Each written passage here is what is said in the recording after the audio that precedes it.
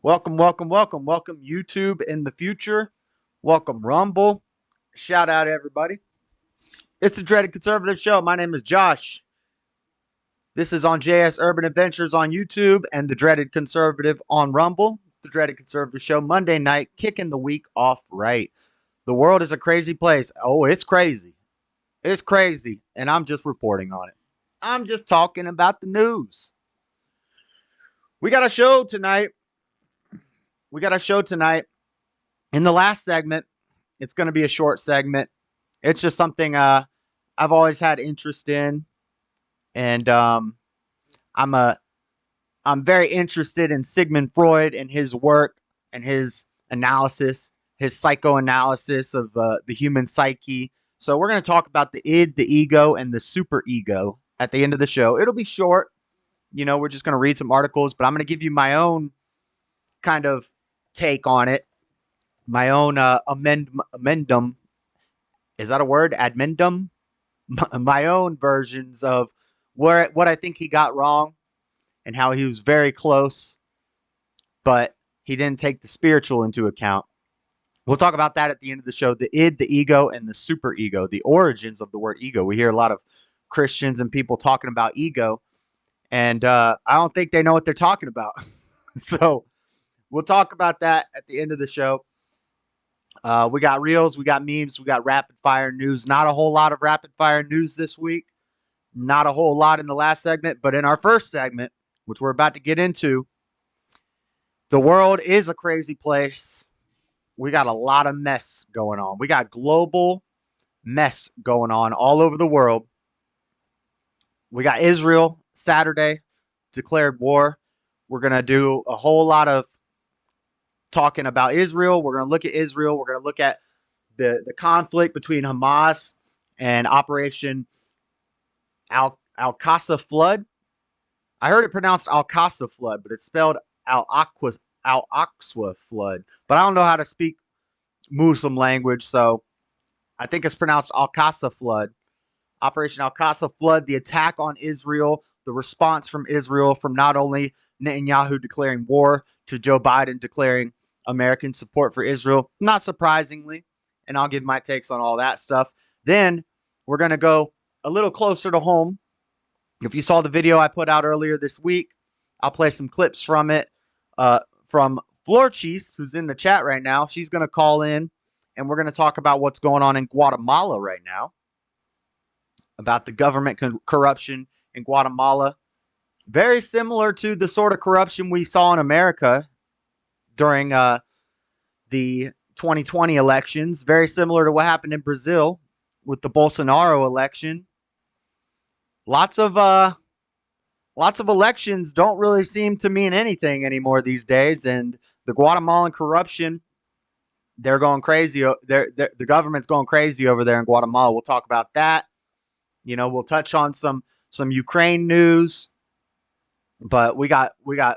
I don't have any stories on China and Taiwan, but we got China, basically foreshadowing that they're going to be going after Taiwan. We got Russia and Ukraine.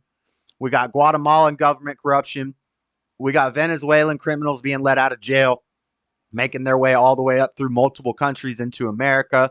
We got our own problems with American corruption here. And we got Israel and Hamas at war. Stuff's getting crazy, but if you've been paying attention, it shouldn't be a surprise to you. I've said it repeatedly over the past year on the show. 2024 is gonna get wild. 2024 is gonna get wild. Protest, war, pestilence, all this stuff is gonna get crazy in 2024. I don't really have anything like a segment or anything about the end times or anything like that, because I'm not really in that boat. I think we're always in the end times, but I'll touch on it, and I'll explain my reasoning behind why I say that, we have no reason to be worried if you're born again, if you're a follower of Christ and a son of God. You have no reason to be worried. We're always in the end times. It's really You know, it is a big deal, but it's not a big deal, you know? So we're not black pilled here. This is, you know, if the world gets blown up by some fake nukes, then I'm ready to see God. Let's go. But let's get into the show. Let's start talking about Israel.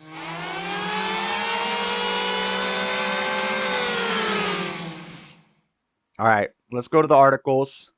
Oh, hold on. I minimized something I wasn't supposed to minimize. We need to close that. Let's go to Israel. We'll read an article. I got 3 clips. And just fair warning, the last clip, since I'm on Rumble, I'm going to show you a video that that there's a lot of talk about, but it's not, you can't find it on YouTube because it's not appropriate for YouTube. But I'm going to show you the video. I'll talk about it when we get to it. But anyway, from AP, what to know as war between Israel and Hamas militants rages on for a 3rd day. So first, let me tell you about the attack. It was called Operation Al-Qasr Flood from a militant Palestinian group known as Hamas. And these guys don't play. Now, I'm not going to pick sides in this. I love the Jews. I love the Muslims. I love everybody. I'm not a fan of war. You know, I don't think America should be, you know, getting involved in this stuff. I know we're gonna, but I think we should be more focused on helping our own country, strengthening our borders. I do not have a problem with funding the military as long as the military is being used to protect our homeland and not to provide protection for every other country and send our boys to war to die in something that we have nothing to do with. But they'll turn this into an American problem because they'll say America is a Judeo-Christian nation. It is not. It is a Christian nation. We are not a Judeo-Christian nation. We're a Christian nation. That's some Marxist nonsense about we're a melting pot. No, we're not. This is a Christian nation, or at least it was founded that way, and it's supposed to be that way. But you know, we're going to get involved, of course. And Hamas basically, like, when I first saw this, I was like, what about the Iron Dome? What about the Iron Dome? Well, the Iron Dome and Operation Iron Sword were active. Iron Dome was active. That is Israel's funded by America missile intercepting defense system. And it's a very high-tech, very nice system that they got there to intercept missiles. They're constantly being bombed by the Palestinians. Constantly. But Hamas in Operation Al-Qasr Flood sent over 5,000 missiles simultaneously. And it was a 3-pronged assault. They came on land, they came on air, they came on ground. They sent trucks in with armed soldiers. They sent paragliders. We'll talk about this here shortly. Paragliders to a music festival. That'll be the last thing that we talk about because that story is kind of crazy. They came through the water. They sent over 5,000 missiles, which overwhelmed Israel's Iron Dome defense system. Now they've activated Operation Iron Sword, which is their, I believe that's their like ground defense. Their troops, basically, they mobilized their troops. But let's see what AP says. What to know as war between Israel and Hamas militants rages on for a 3rd day. I got a bunch of articles. We're not going to read everything from all the articles, but we're going to skim through them. We're going to check out the headlines, try to find any new information in any of this stuff. The Israeli government promised Monday to hunt down Hamas fighters and to punish the Gaza Strip following a surprise weekend attack that killed more than 900 people in Israel, including at least 260 at a crowded music festival that became a scene of one of the country's worst civilian massacres. A day after formally declaring war, Israel's military worked to crush Hamas fighters who might remain in southern towns and intensified as bombardments of Gaza, where more than 600 people have died since Saturday's unprecedented incursion. The militants blew through a fortified border fence and gunned down civilians and soldiers in Israeli communities along the Gaza frontier during a Jewish holiday. Israel struck back with airstrikes, including one that flattened a 14-story tower that held Hamas offices. And I'm going to play a clip just so we can, you know, I'm sure everybody's seen the footage by now. This is all the news is talking about. This first part of the clip is from Wall Street Journal.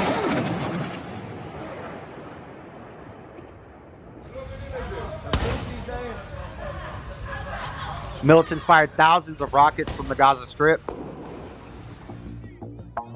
Gaza-Israeli border. The Israeli military said Gaza gunmen also entered the country from the south.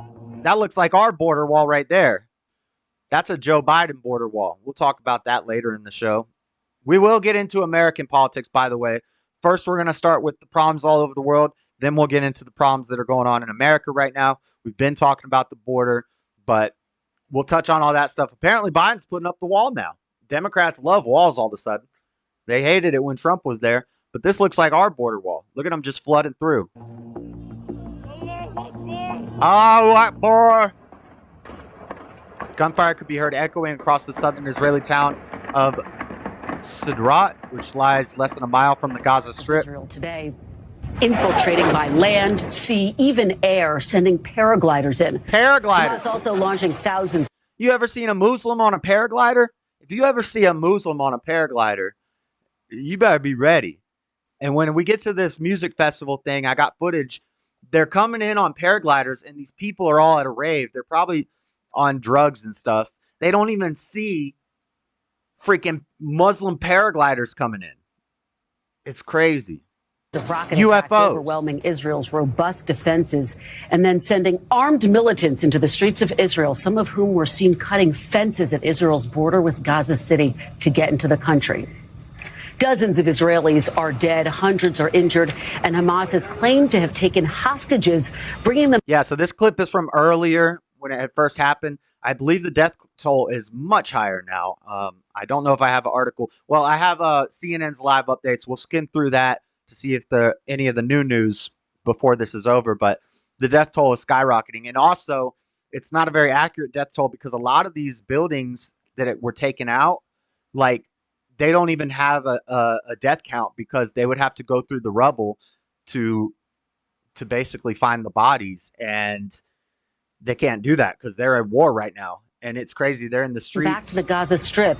Israeli Prime Minister Netanyahu addressing Israeli citizens this morning, declaring the country is in a state of war and vowing swift retaliation, which is already far underway. From the Gaza Strip, and we've been hearing very regular, loud thuds of Israeli airstrikes landing in Gaza. We've seen footage coming in of the impact of those airstrikes. I also saw a story today, very similar to what happened in Guatemala. The Israeli government has actually shut down power, water, and food imports and exports. No food can come or go to the Gaza Strip as of today. So, and that same thing happened in Guatemala. And, you know, I know a lot of people might be like, well, they're sending immigrants over. We don't care about Guatemala. We don't care about Israel. But this is important. Like, the world is at war. And Hamas killed a German girl at that rave and carried her body. I've got the video. We'll watch it here shortly. It's a very short video.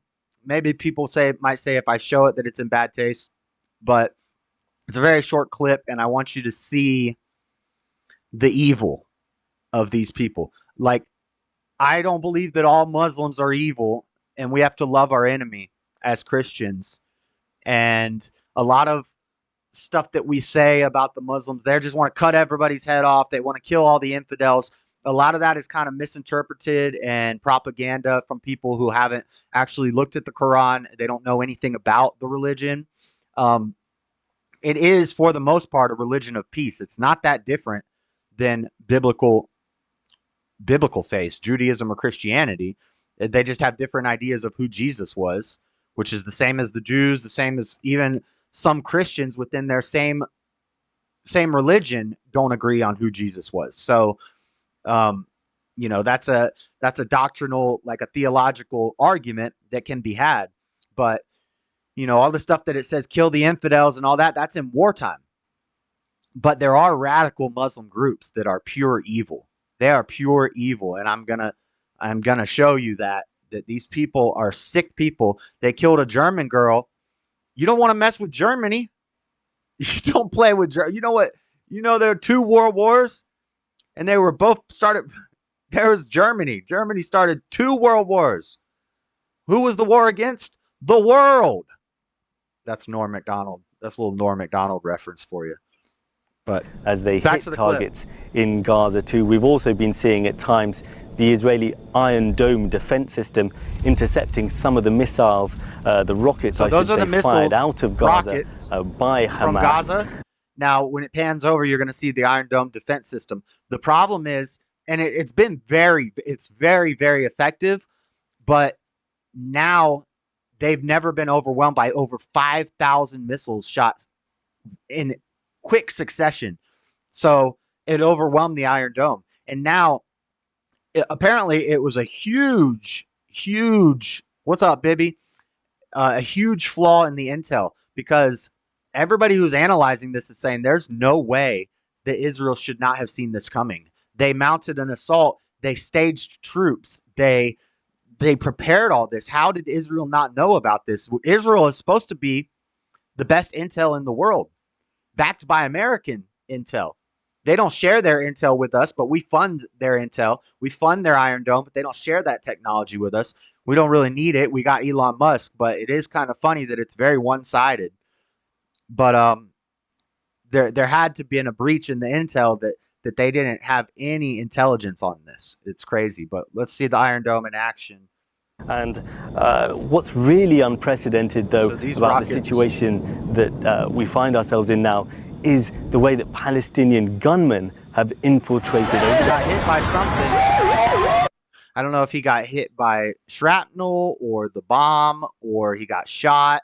I don't know what happened there, but this guy's injured. Look how quick the medic truck rolls up, though. It's like a little Asian guy. I guess, is this Asia? Middle East? Anyway, so that's the clip. Just some footage. I'm sure you guys have been inundated with footage as of late. It's the main thing being shown everywhere you look. What have both sides vowed to do? Israeli Defense Minister Yoav Gallant said Monday he had ordered a complete siege of Gaza and that authorities would cut electricity and block the entry of food and fuel from the Palestinian territory. Meanwhile, Netanyahu has declared war. So from here's PBS NewsHour. Benjamin Bibi Netanyahu declares war on Hamas after surprise attack kills hundreds of Israelis. Under cover of a barrage of rockets, dozens of Hamas military broke out of the blockaded Gaza Strip and into nearby Israeli towns, killing dozens and abducting others in an unprecedented surprise early morning attack during a major Jewish holiday Saturday. Is it Yom Kippur? No, that's not right. What? Maybe it is. A stunned Israel said it is now at war with Hamas and launched airstrikes in Gaza, vowing to inflict an unprecedented price. In an assault of startling breadth, Hamas gunmen rolled into as many as 22 locations outside of the Gaza Strip, including towns and other communities as far as 15 miles from the Gaza border. In some places, they roamed for hours, gunning down civilians and soldiers as Israel's military scrambled to muster a response. Gun battles continued well after nightfall, and militants held hostages in standoffs in two towns. Israel's National Rescue Service said at least 200 people were killed and 1,100 wounded, making it the deadliest attack in Israel in decades. At least 198 people in Gaza Strip have been killed and at least 1,600 wounded in Israeli strikes, and the Palestinian health minister said. I'll read these last two. Yeah. No, we won't read those. But so, yeah, Netanyahu has declared war. And now we got a clip of our president, little article from Politico, the great King Biden, the great demented one himself. Joe Biden offers rock solid and unwavering support for Israel. Biden pledges support for Israel after Hamas attacks. The president speaks with the Israeli Prime Minister Benjamin Netanyahu after an unprecedented escalation leaves at least 250 dead. We'll read the article after we suffer through this clip. You know, this is our president speaking, so we got to watch. Good afternoon. Today, the people of Israel are under attack, orchestrated by a terrorist organization, Hamas. In this moment of tragedy, I want to say to them and to the world and to terrorists everywhere that the United States stands with Israel. We will not. Hey, who's this cameraman? Floor, were you the cameraman? Were you the camera woman at this thing?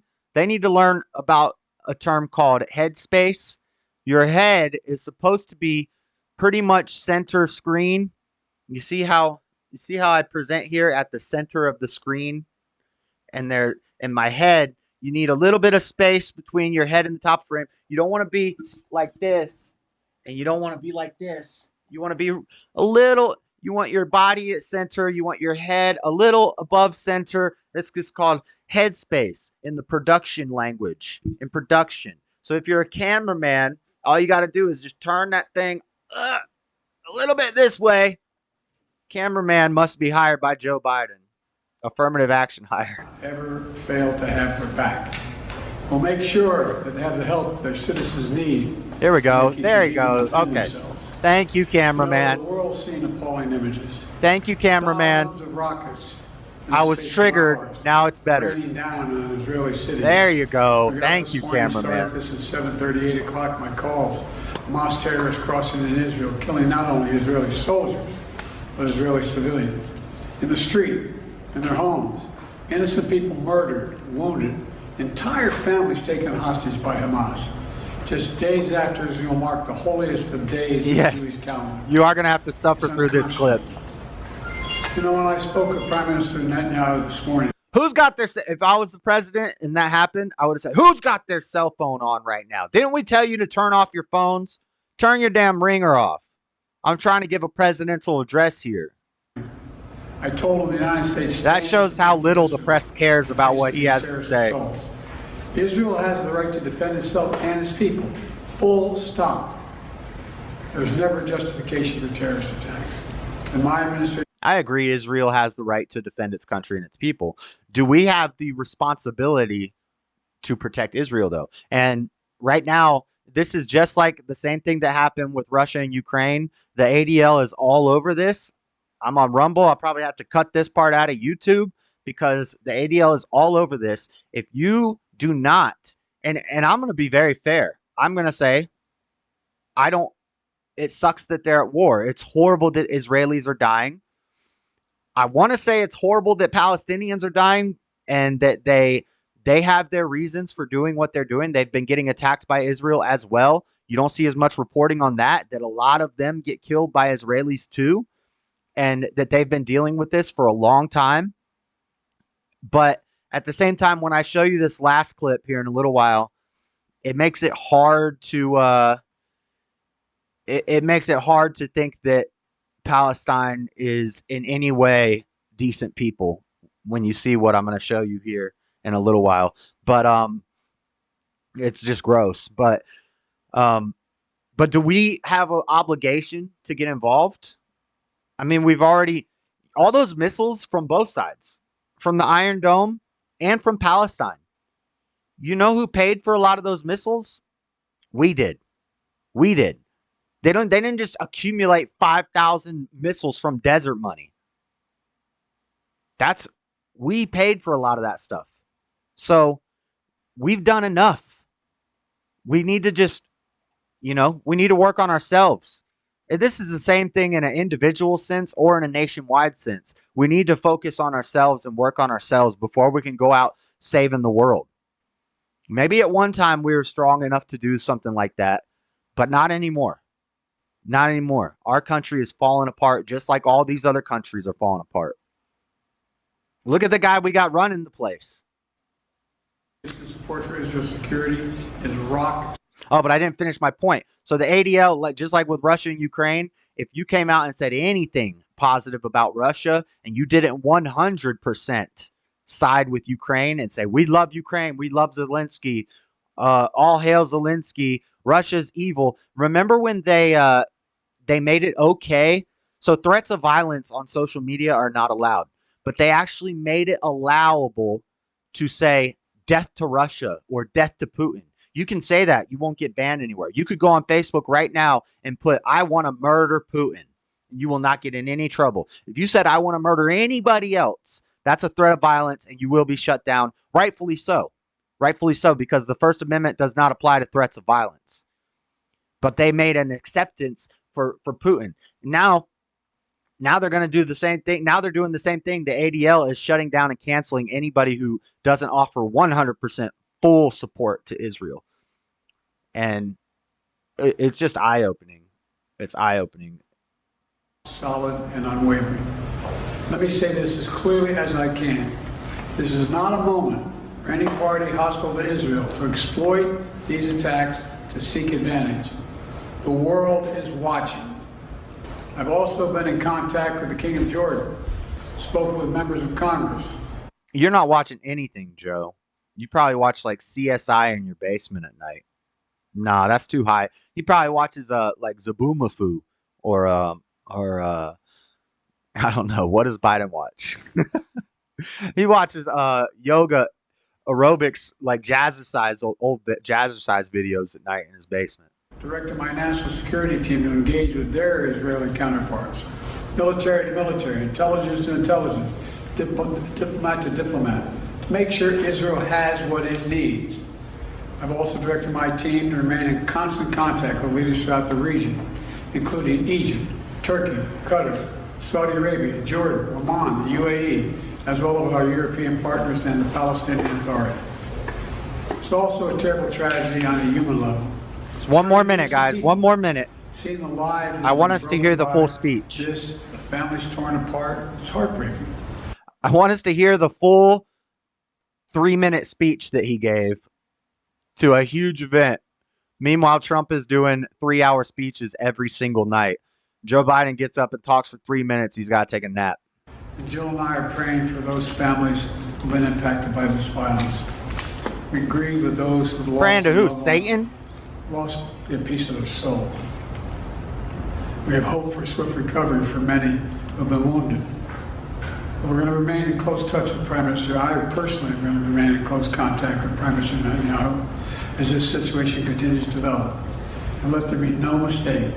The United States stands with the state of Israel, just as we have from the moment the United States became the first nation to recognize Israel 11 minutes after its founding 75 years ago.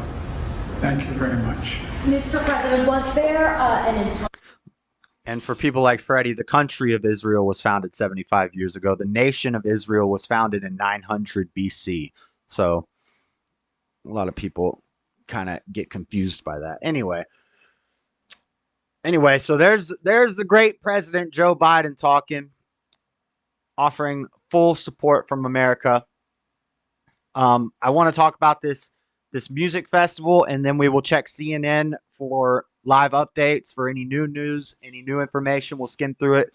Let me read this article real quick, and then I will show you the video. And I'm going to give a warning before I show the video. So, Israeli music festival, 260 bodies recovered from site where people fled in hail of bullets. For weeks, exciting music lovers had looked forward to the Supernova Festival held in the desert in southern Israel to coincide with the Jewish festival of Sukkot. So not Yom Kippur. I didn't think I was right about that. The time has come when the whole family is about to get together again, organizers wrote on social media before it began. And what fun it is going to be. By the way, this is from BBC. Just hours later, their social media pages are now flooded with desperate people trying to find loved ones after Palestinian militants stormed the festival and opened fire. They came in on paragliders. Opened fire as part of a huge surprise attack on Israel. And this is messed up. Like, I understand you're mad at Israel, but this is like when BLM was burning down car dealerships in Kenosha because they were mad at the police. You know, when they were burning down churches because they were mad at the police. Like, your problem's not with a bunch of hippies at a music festival. Your problem is with their government. Your problem might be with the Jewish church. I would understand if Palestinians are attacking government buildings, they're attacking synagogues and things like that. But running up in a music festival, and most of these people at this music fest, not most, but a lot of them were not even from Israel. In the video that we have of the girl being driven around through the streets, she was German.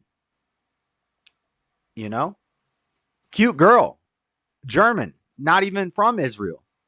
So they're not just declaring war on Israel when they do something like that. That's like if somebody wants to start a war with America, so they bomb the Super Bowl. Like, that's just blatant. We want you dead. We don't care about the politics. We don't care about military opportunistic targets or anything like that. We just want to kill people. If they bomb the Super Bowl, they just want to kill people. If you roll up in a music festival at a rave, you just want to kill people. And that's kind of messed up. That's very messed up. One party goer, Ortel, said the first sign that something was wrong was when the siren went off at around dawn, warning of rockets. Eyewitnesses said the rockets were quickly followed by gunshots. They turned off the electricity, and suddenly, out of nowhere, militants come inside with gunfire, opening fire in every direction. 50 terrorists arrived in vans dressed in military uniforms, she said. They fired bursts, and we reached a point where everyone stopped their vehicles and started running. I went into a bush like this, and they just started spraying people. I saw masses of wounded people around town. Gilad Karplus, who was working as a masseuse at the festival. Dang, what kind of festival is that? Told the BBC he also saw people being hit by bullets and managed to escape into the fields in a vehicle with his friends. Then the militants, started firing sniper rifles on us from different places and also heavy artillery. Mr. Karplet, who used to work for the Israeli Defense Forces, was injured after being fired at from motorcycles, but said he and his friends managed to escape and hid in a building. We heard them going from door to door. In a few hours, they could have found us, but they didn't know we were there. Eventually, Israeli soldiers and police arrived, and Mr. Karplus was taken to hospital for treatment. The festival site, with 3 stages, a camping area, and a bar and food area, was in the Negev desert near Kibbutz Realm. Okay, I'm going to play a clip now from this music festival attack. And the first, I think it's like a 3-minute clip. The first 2 minutes are YouTube safe.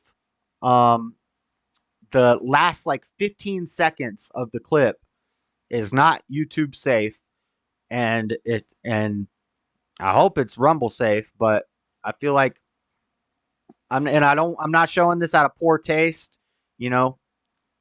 God rest the soul of this girl, but this German girl, basically there's video of her body being driven through the streets in a truck, and I'm not showing it to just like shock jock you or anything like that. I'm showing it because I want you to see what these soldiers you'll see it, and it's not, there's no blood, there's no like blown off limbs or anything gruesome or anything like that, but fair warning, you know, it's just really messed up what's going on here. So let's watch this clip. Remember, it won't be till the very end. See, there they are coming in on hang gliders. That BBC article did not talk about these hang gliders. Hamas fighters infiltrated Israel by paragliding overhead. And the people in the crowd have no idea what's about to happen. They're partying.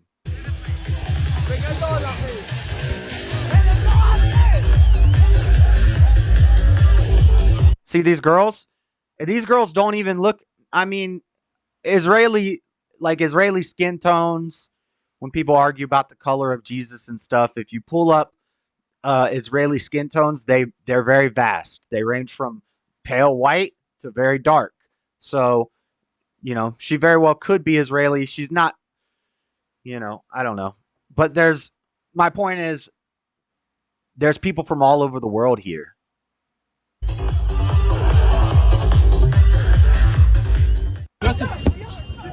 Moments later, the festival goers are forced to run for their lives.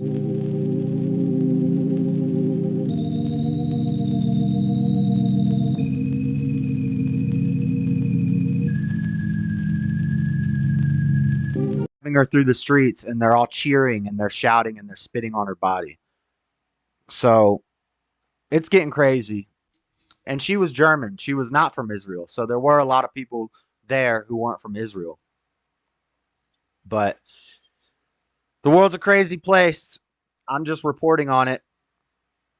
Let me check CNN for any live updates, what the newest news is. So let's go. Let's scroll down. Hamas capabilities. Fighting is raging. This is from 22 hours ago. Fighting is raging after Hamas's unprecedented attack of Israel. 22 hours ago, Israel soccer matches postponed. Big deal. That's not a headline. 21 hours ago, U.S. lawmakers and Biden officials discussed ramping up support for Israel. 21 hours ago. Also, 21 hours ago, Hamas capabilities severely degraded in airstrikes, Israeli forces say.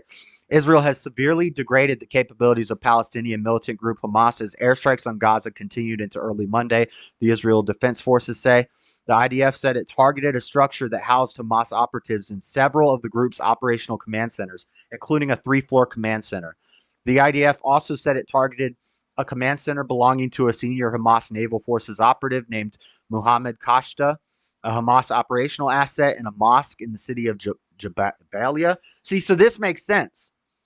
They're attacking strategic military targets. They're attacking mosques that house these terrorists. You know, that makes sense. It doesn't make sense to attack a rave. Like, this is how just degenerate and how evil these people are. And they also attacked an intelligence asset and an additional asset used by Hamas. All of that makes sense. So far, what I'm seeing from Israel is sensical military attacks. What I'm seeing from Hamas is degenerate, evil terrorist attacks on a rave, surprising them and coming in. It's like Pearl Harbor, but then at least Japan was attacking a strategic military target. They were attacking one of our naval bases. They're not just bombing the Super Bowl. It's crazy. Israel has been pounding Gaza with airstrikes and formally declared war on Hamas Sunday following an unprecedented surprise attack by the militant group that began on Saturday. More than 400 Palestinians have died, according to the health ministry in Gaza, and medical care has been complicated by Israel cutting power to the territory. Officials say the death toll in Israel has passed 700 21 hours ago. 21 hours ago, daughter and son-in-law of American university professor killed in Hamas attack. So there's Americans being killed. Israeli embassy vandalized with swastika graffiti in Colombia, ambassador says. Oh, yeah. In rapid fire news, I got a story from, even in rapid fire, we're still going to be talking about this a little bit because some of the rapid fire news stories are related to this. I'll show you the story here in a little while, but synagogues here in Salt Lake City, local news for me from Salt Lake City, multiple synagogues have been threatened with bomb threats. Bomb threats to synagogues in Salt Lake City. And that's what happens when you want to have a melting pot, when you want to have open borders, when you want to be accepting and inclusive and diversity and equity and inclusion. I've said it before. I don't have a problem with Muslims doing Muslim stuff in Muslim countries. Keep that over there. Keep that in your country. I don't have a problem with you having your own faith. I don't agree with it. I don't think you're right. But I don't expect the world to be a old kumbaya, globalist, one government, one religion, one currency, one language. No, that will never happen. That will never work. It's not my job as a Christian to see that happen. It's my job as a Christian to reach individuals, not to change the world. We can't change the world. Satan is the prince of this earth. God gave Satan dominion over this earth. We're supposed to be in the world, but not of the world. So I don't care about people having their own religion. I don't care about if people want to be cannibals and eat each other. They can do that in their culture, in their country, far away from here, far away from America. But when we want to have open borders, we've seen it happen in Europe. We've seen it happen with Lundistan. Lundistan opened the border. Chaos. So now we got in Salt Lake City, we got Jewish synagogues getting bomb threats. We got University of Columbia swastikas being painted. Now this could be a hoax. It could be a hoax. It could, who knows? I don't know. I'm just saying I wouldn't be surprised if it was real, because now that this is happening, and we're going to talk about in rapid fire news, the protests in New York right now, everybody's walking around. This happened like 2 years ago. They were bombing Israel. And remember, social media, it was all over social media. And all the people who put the black squares during the BLM riots, all the people who wore the face diapers during COVID, all the people who put the Ukraine flag as their icon, they all had "I stand with Palestine." They have no idea what they're talking about. All they know is that America supports Israel. They hate America. They hate Christians. So by proxy, they probably also hate the Jewish people. A lot of people hate the Jews, but we're told that America is a Judeo-Christian nation. So if America is a Judeo-Christian nation and America supports Israel, well, we hate Israel because we're stupid liberals, we're commies, and so we're going to stand with Palestine, and we're going to start to show what's it called, to show like their support. They started wrapping their heads up in turbans and stuff. Feminists at the Women's March putting their heads in turbans to show solidarity. I want to show solidarity with the women over there. So I'm going to put a sign of women's oppression at the Women's March. You don't have to pick a side in these things. You don't have to pick between Russia and Ukraine. You can see both sides. You can see the evil done by both sides and the good done by both sides. You don't have to pick a side with I don't want to do ad Hitlerium. You don't have to pick a side. You don't have to pick Palestine or Israel. You don't have to pick Ukraine or Russia. You don't have to pick China or Taiwan. You could see both sides of the argument and look at it for what it is. It's a war. It's a conflict, but it's between them. Right now, we got our own war in America we need to fight. But we're worried about everything else.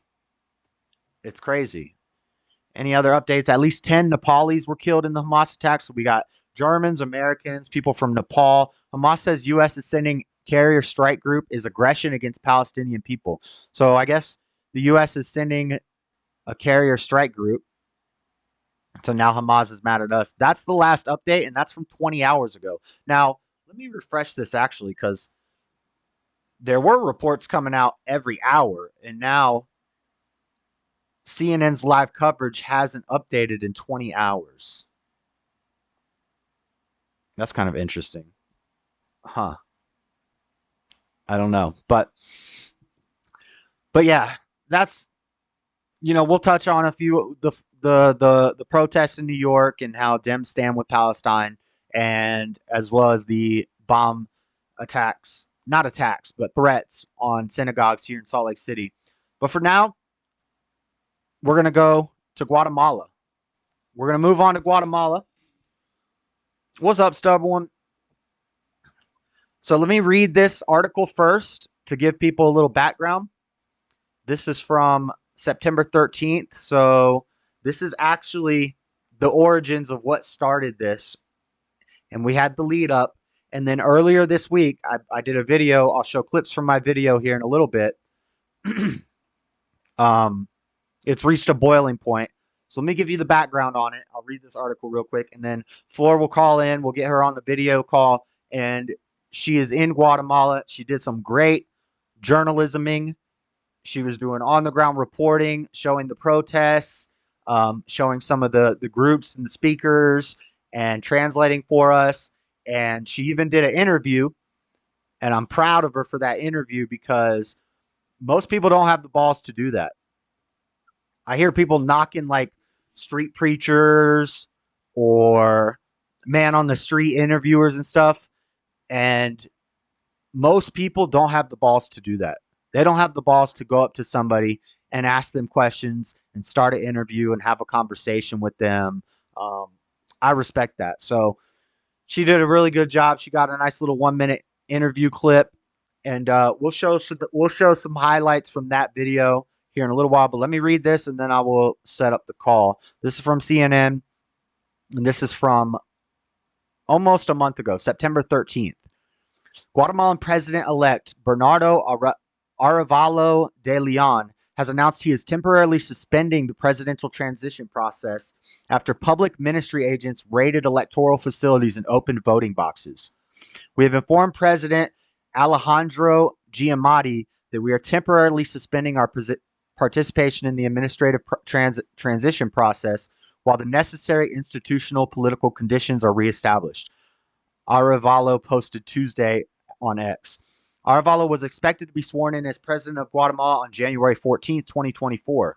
The president-elect denounced the raids during which public ministry agents opened ballot boxes and photographed their contents, according to the Supreme Electoral Tribunal. The public ministry is investigating allegations that Movimiento Semilla, Aravalo's party, used forged signatures when it was seeking authorization as a political party. Arevalo also called for the resignation of Guatemalan Attorney General Consuelo Porras and other government officials over the incident during a press conference on Tuesday.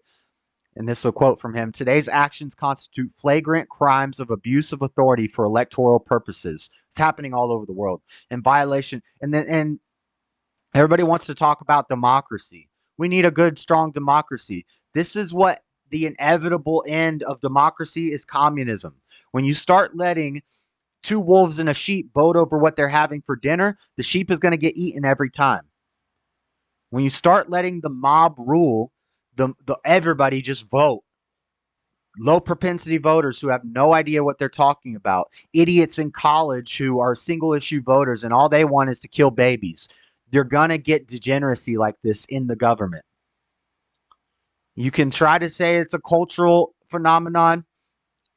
Maybe it is a cultural phenomenon, but the root of the cultural phenomenon is the political phenomenon.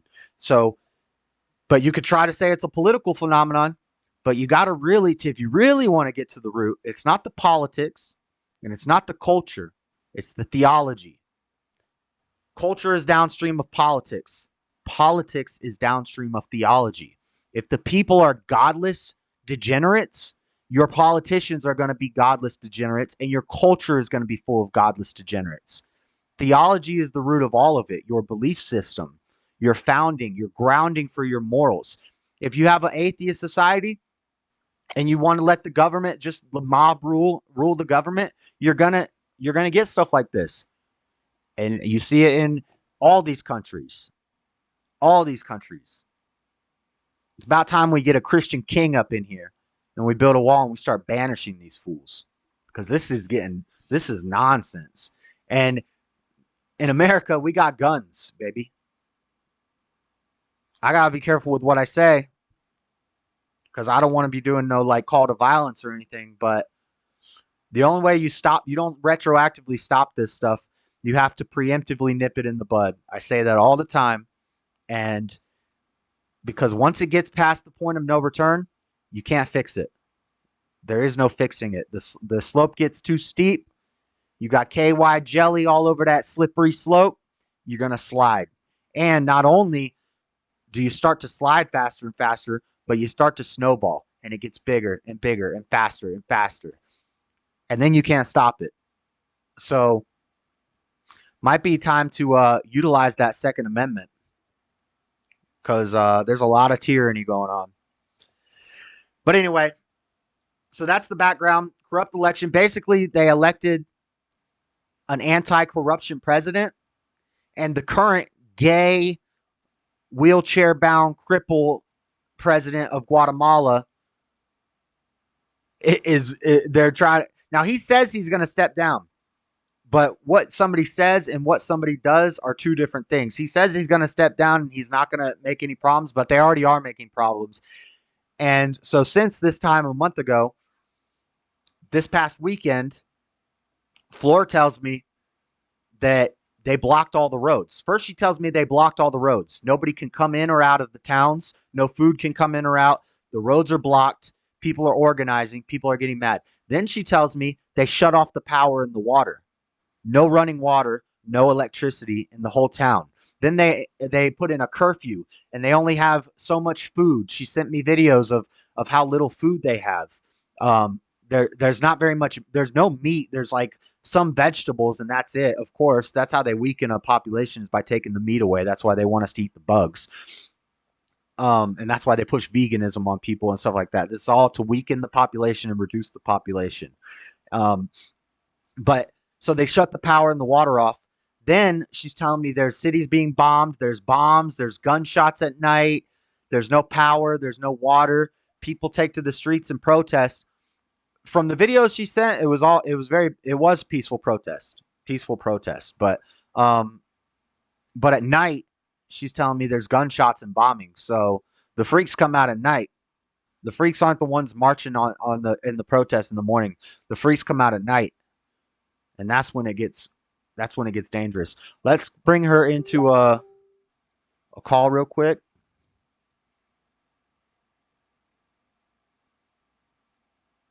Give me 1 second. Ring-a-ling-a-ling. Ring-a-ling-a-ling. Answer your phone. Dang. Hi, Josh.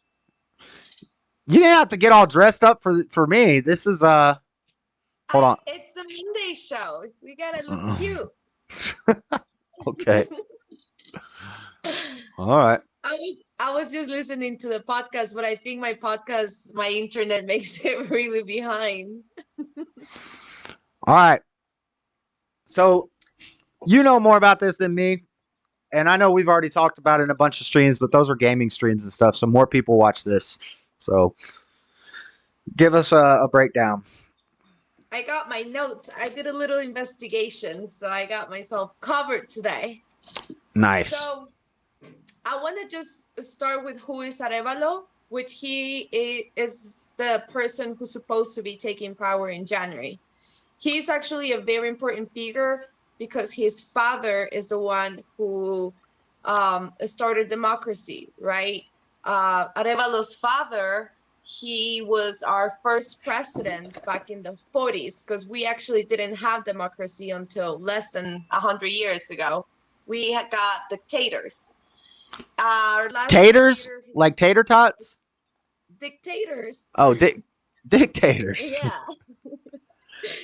And Arevalo's father, he was born in Guatemala, but he went to Argentina.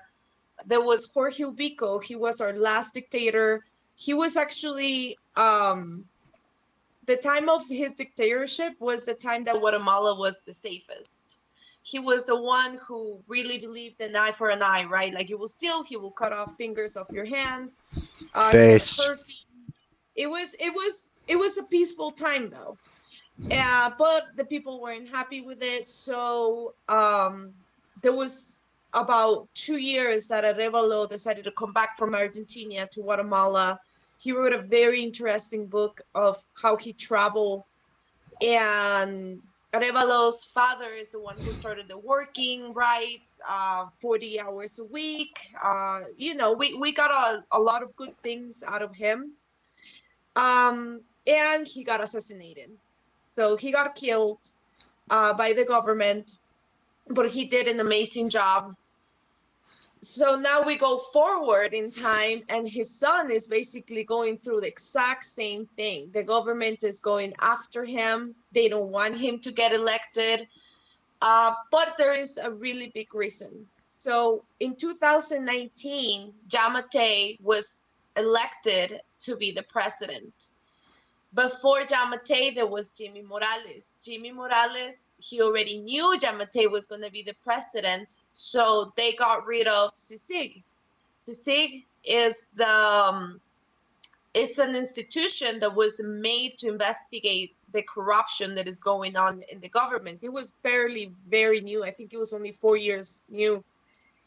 And so when Giammattei goes in, that's what we keep calling the Pact of the Corrupted. 4 people are the ones that we want out. Our current president, Giammattei. We want Consuelo Porras. She's the general attorney. Mm-hmm. Then we have Currochiche, which he's the chief prosecutor for the government. And then we have Alan Rodriguez, which he is, I think you guys call it the chairman from the Congress. Chairman, like the Speaker of the House type thing? He's like the one who made... Oh, like Pelosi. Right. He's like the one who passes the laws and all that, right? That's funny. We want all those same people, all those same positions changed too. Yeah, exactly. So so when Jamate goes in, Jamate is a very corrupted person.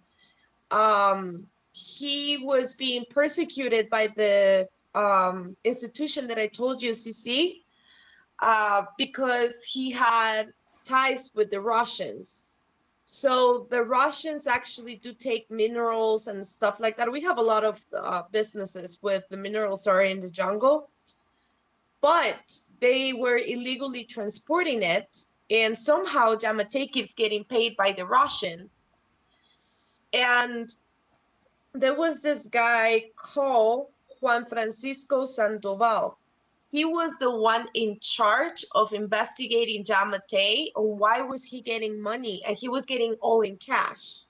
Well, he got $1.15 million in just one transaction, all in cash. And so he's supposed to be investigating corruption, but yet he is corrupt and he's getting paid by some. Well, Juan Francisco Sandoval was investigating Jamate. He was getting very close to Jamate, our current president. But then suddenly, Ivan Velasquez is replaced by Consuelo Porras. And it was in a transition of 20 days. When Consuelo Porras goes in, she fires Juan Francisco Sandoval, and then Curruchiche comes into the government. Curruchiche is supposed to be the chief prosecutor. What happens? Suddenly, Curruchiche is very interested on getting all the paperwork that Sandoval was working on Jamate, and he makes sure to ask our public ministry, I think it's called public ministry, to give all the papers that they have for the investigation. There is a lot of money, like cash, that he's getting paid. And then somebody leaked videos of our current president having meetings with the Russians in hotels. The Russians got this carpet as a gift, and inside of the carpet there were millions of dollars in it. And all the is for like our current president, right? So little by little, these four people have basically just keep stealing from us, getting money that is unexplained, and everybody's covering each other.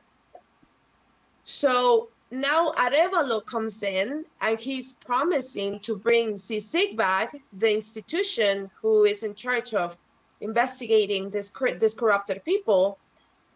And Jamate was never expecting Arevalo to actually win.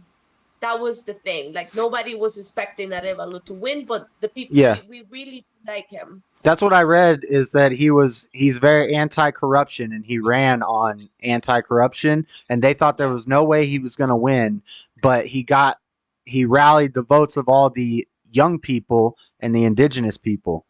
Yep. Kind of like Trump. Kind of, yeah. He's our Trump. Everything you're saying, I'm seeing all these comparisons, like, with what's happening in America. Yeah, it's insane, right? How it's so related. And so what happened is that the first time Arevalo gets elected, they're like, no. There was a mistake in the counting on the voting, so let's redo it again. All right, so we redo it again. Consuelo Porras goes. This is basically we say in Spanish the drop that make the water overflow. The glass of water. The straw overflowed. that broke the camel's back. Yep. Yeah. It's the fact that the public ministry, which is Consuelo Porras' department, they go ahead, break into the ballot boxes, and they start counting the votes. They do. Right? And it was recorded, and they were not expecting people to record it. So the country starts getting pissed. Like, why are you doing that? That is super illegal. They have nothing to do with that, right? So that happens in the second round, and it turns out Arevalo won. Even though they tried to do everything that they could to stop it, Arevalo won. So now, basically, what my people are fighting for is just to let Arevalo be the president. We know there is a risk that they might be corrupted because, all presidents promise the same thing, we're going to do this and that. But Arevalo comes from such a background, from such a respected father, that he literally changed this country, that we really putting our last hopes on him. Like, honestly, if it doesn't work with him, we're kind of like, well, this is just going to be how our country is going to be. But Consuelo Porras actually pronounced herself this morning. And now what they're trying to do is put the people against the people, for the kind of like what happens with the states, how when BML came out and all that, and suddenly just BLM. people hate each other. Yeah. So she's trying to do the same thing, because she's now stating that it's against our rights as civilians to not be able to drive around or to not be able to have electricity.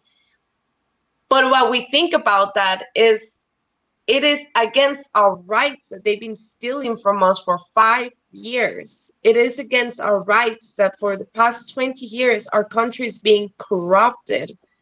So there is this tension in the city right now. The city just started today, and the city is getting really agitated, but the city is the minority. You said the city just started today? Just started protesting? Yeah, yep, they blocked the roads and everything. That was the last place that they were doing that. They still have food because... In Guatemala City? Is that the name of it? Yeah, we just have one city, and it's Guatemala City. That's how small we are. Imagine if we had an America City. Yeah, we only have one city. But so is that where your capital is? Yeah. So hold on one second. So what I've seen, what happened here in America when the election stuff happened, people were pissed off, so they went to the Capitol, right? And that's when we had January 6th.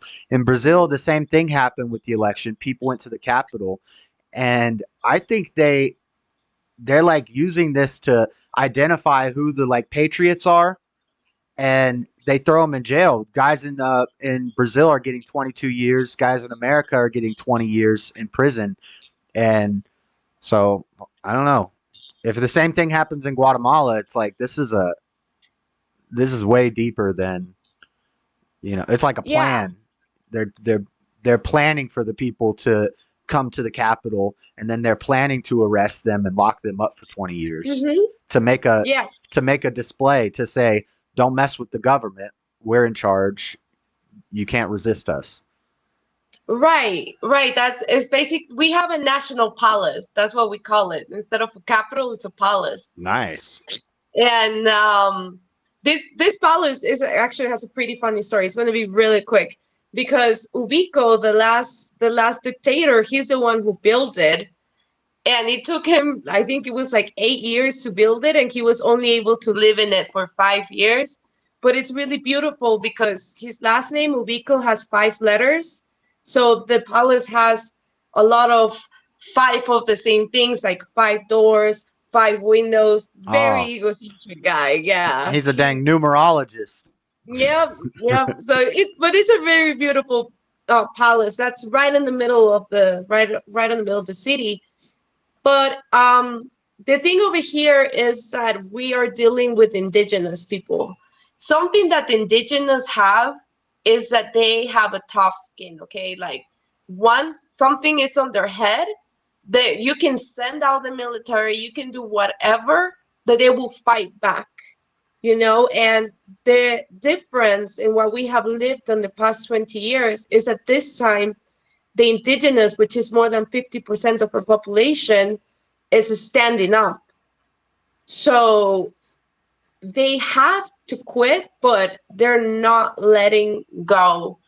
And right now, the capital, our city, it's basically they haven't really felt what we're feeling because, for example, all the big like Walmart and places, we have a Walmart, by the way. Oh, Walmart, fancy. yeah, we got two. We got two of those. Dang. And basically they instead of sending all the food out to like little towns like this one, since they can't get in, they are putting everything in the city, so food is really not running out for them. But today everything is starting to close, so we're putting pressure on these poor people to leave. But this is the thing, if Porras falls, then all the secrets and all the corruptions from Yamate is going to come out, right?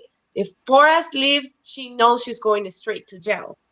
Same with Yamate. So this poor people are really hanging on to power. But as days are going by, the more agitated and angry people are getting because they're hungry. They can't shower, some of them. They can't work. So the idea of them right now is putting people against people. We are seeing the rich people are starting to be against us, saying that this is stupid, that we shouldn't be doing this, Of that course. this is unfair, you know. Because But they're not the ones struggling. They're not the ones dealing with it. exactly, it's like they're pulling. They have their own pools, so they're doing pools party, Yeah. you know. As we're striking. Yeah. So, We have the same thing in America with when the housing crisis happened, all the rich people were like, who cares? When COVID happened, all the rich people are like, who cares? And I don't have like a problem with, I'm not like eat the rich or I hate rich people, but all this stuff affects the middle class and the poor people the most. exactly. So they're not understanding the depth of this. All we're asking for is just to have somebody who is fair in the government, somebody who we know things are going to be stolen. I mean, look at our current president. He had a boyfriend, right? That we all knew He got a him. husband. He got a little. He's like 30 years younger than him. You know. Damn. And he's building him mansions next to the beach. So, and this happened during COVID because the U.S. lent us, I think it was $325 million. Well, good. And But Guatemala doesn't play that stuff, I thought. what you mean? That gay stuff. Like Guatemala is not. You've told me No, before, you guys don't play that mess, that LGBT. we knew he was gay until an audio leaked out, and he's basically saying that he wants to be showered on You Could Imagine, you know. And we were like, what, you're gay? You know, to today he hasn't said yes, he's my couple, you know, but we all know he is. No, I saw him speaking. He's gay. Oh, he's definitely gay. Like, he's a gay cripple. How much? I don't know what's more embarrassing, Biden or my president. Yeah. They're kind of Well, tight. well, Biden's like a pedophile cripple, so I think that might be worse. Yeah. At least ours is not a pedo, as far as we know. As far as we know. Dang. So right now, what is expected for this week is for her to quit. She came out this morning, did a speech saying that we're going against the Constitution. And basically, since last night, the military has the okay for them to intervene. But this is the thing. The military and the police are with us. They're not planning on breaking this up. So, I mean, it's interesting the fact that she's not leaving, because we're all kind of like, what are you hiding? You know, how much do you guys stole that you guys are hanging on to it for your dear life? Dang. So earlier in the week, so explain all that stuff with what happened with the power going out and the roadblocks and stuff. Okay, so everything has started, I think was last Monday night. and not this one, but the one before. And the indigenous were already organizing. We have 48 main towns of indigenous people, and all of them have a chief. And as you can see in some videos and the stream of yours, they have more power than the government in these towns. So they decided to block the roads. When we say block the roads, it means nobody can come in or out unless you're walking and you're from the town. That's the only requirement. When they do the blockage, that means no food can come in, no providers can come in, no cash trucks can come in. So, and the gas also, no gas. The gas stations are running out of fuel right now. So they, on Tuesday, I woke up and suddenly I'm not able to take my bus to the main town, because there is none. Yeah. So like, what if they did this overnight? They did it early in the morning. What time did they put the barricades up? At 6 a.m. So what if like somebody was at work outside of town or something in their car? They would just have to leave their car at the roadblock and walk home? Yeah, that's basically what I do. I pass over the roadblocks and I just walk home. Yeah, but you don't drive. But like if somebody if somebody had a car, that they would just have to leave it at the roadblock. Exactly. To just leave it there. So right now, for example, in the mornings, I have this friend, him and his wife have a motorcycle and they take me all the way to the roadblock. Then since it's like a closed area, and that closed area, there's tuk-tuks from 6 a.m. to 10 a.m. I take a tuk-tuk, I do what I need to, I buy what I can and what is left. And then basically, Uh-oh. You froze up a little bit. Can you hear me? Yeah. You just froze for a second. Okay. And then basically we just have to gather around at 6 a.m. You have to be there early because everything that is like in the markets and stuff, everything is running out. Right now there's no bell peppers, no eggs. I was able to find eggs today. A carton of eggs was like $10, which is insane. Dang. Our eggs are like $4. And then they shut your power and water off for like 2 days. Yeah, and then if you don't support, and the sheep feel like you're not supporting, they just turn off our electricity. And it was honestly terrible. Like, it's a terrible situation because you don't realize how much you use things until you're out of them. Yeah. Right? And things like water, which it's very necessary, like, for example, in my case, like giving my pets water, I was like, where am I going to get water from? So my pets don't go without water, or myself. Right now, I'm in this situation. Let's worry about you before we worry about the dogs. But I love my pets. I love my pets. Yeah, I've read that in America, if the power grid goes down, like 70% of the population won't make it a month. Oh, no. Not at all. They will be crying in the corner. Yeah, I think you guys are probably a little more adapted for something like that than Americans are. Like, yeah. But right now, I mean, and the way that this is affecting us. Oh, you cut out. You're frozen. I'm here. The way it's affecting. They're also cutting. You said the way it's affecting you. Oh, they're cutting. They're cutting our communication towers, so that's why my internet is very, very bad because they're cutting them off. And right now, for example, I have the situation that I can't get propane gas, and I use propane gas, and almost, I will say, more than 50% of Guatemala use propane gas for cooking. And I can't get any propane gas, so I can't cook. So, like what? Like you cook with you just hook a propane tank to your stove, like a grill or something? You don't have, yeah, I guess you just don't have like furnaces or, because our gas is like, our gas runs to the whole building.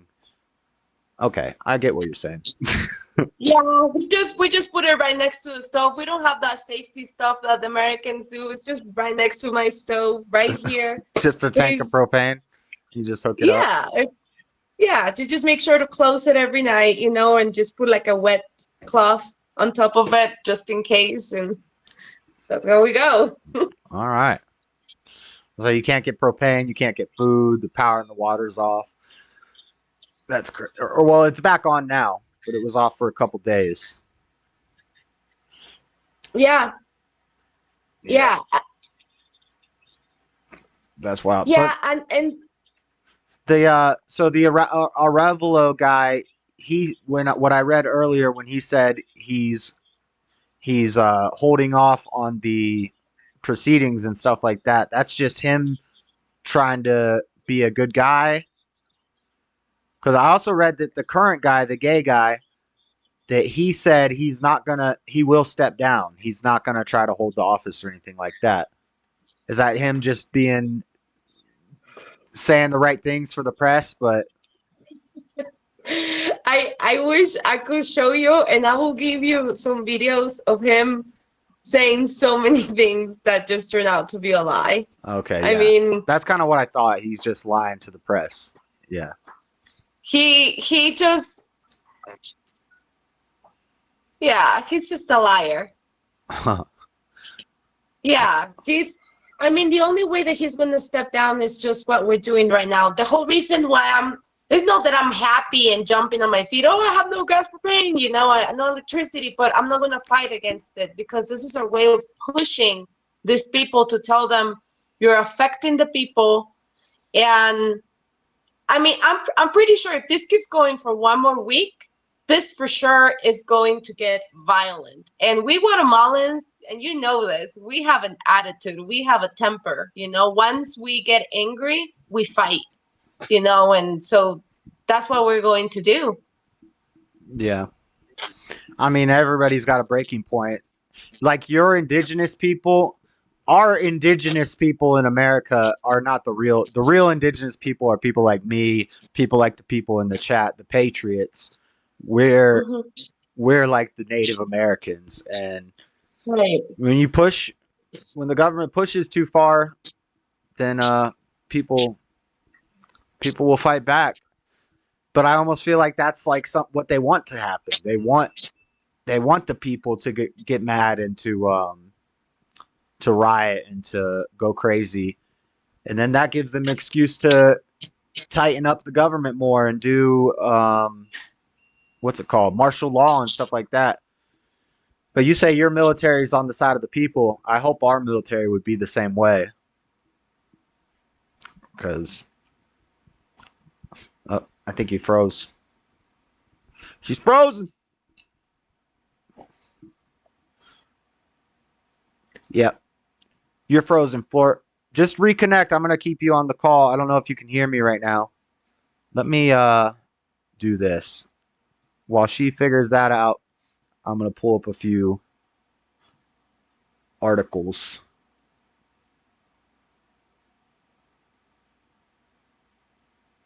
Connection lost.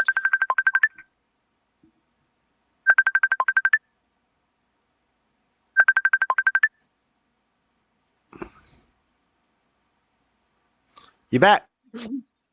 These connection towers, they're terrible. They're probably terrible. monitoring Just you, so and much. they see you talking about this. They're gonna have somebody knocking on your door in the middle of this call.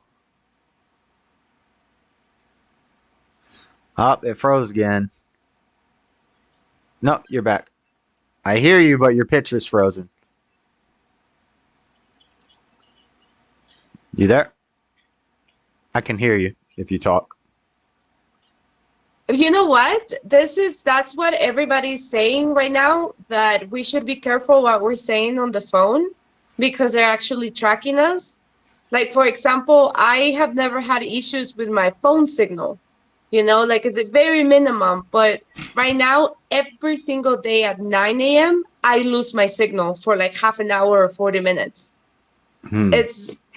It's really, and I was just talking to a friend and she's like, yeah, let's talk about this in person because they're tapping our phones.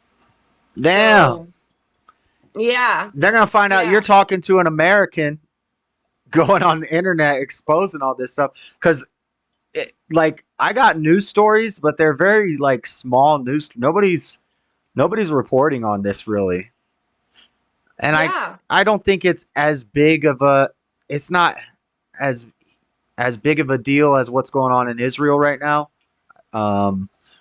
But it's definitely interesting to see all these different countries are doing the same thing. They're messing with the elections, and when the anti-corruption person wants to get in there and the people support them, they shut it down.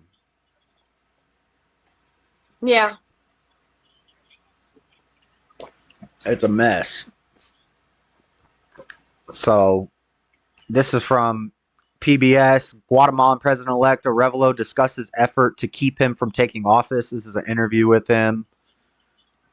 He won by a landslide by appealing to young, urban, and indigenous voters. He wants to tackle corruption and build state institutions to reduce the root causes that have pushed more Guatemalans to migrate than from any other Latin American country. So That's amazing. Yeah. I mean, what he's bringing into the table is something that nobody did. And something very funny also happening, Josh, is that people from the government. Oh, you cut out. She was about to spill the beans. They're silencing her. You better have that blicky on you. They're coming up with a machete behind you. Can you hear me? Yeah, you're back. Something that has been going on since last night, late night, is that people from the Congress and the government, they're starting to flee the country. So we have this small suspicion that what's going to happen is that these people just want to gain time and then they will quit, but once they're out of the country, so they don't get persecuted, probably asking for asylum. In America. Well, the United States arrived last night too. The United States is down there in Guatemala, the military? Yeah, people from the government, from the states, I think it's like a minister or something like that. They came last night and they are trying to see how the situation is doing. Huh. Yeah. That's crazy. Yeah, you know. But so here's a America. question. Did you think the current guy, the corrupt guy, the gay guy, Mm-hmm. did you guys vote for him? Did you think he No. was a good guy? No, I didn't. But did the majority of people, or did they basically install him? yeah. Or people? Yeah, he was very smart how he came in because there was something very similar to this situation with the last president that people did strikes and he quit. You know, he said, okay, I'm leaving. But when he left, Da-na-na-na-na-na. Good. oh, there's Yeah. a squirrel getting killed. A squirrel getting killed? Yeah, I can hear it. What do you mean? By a dog? By one of your dogs? No, I don't think so.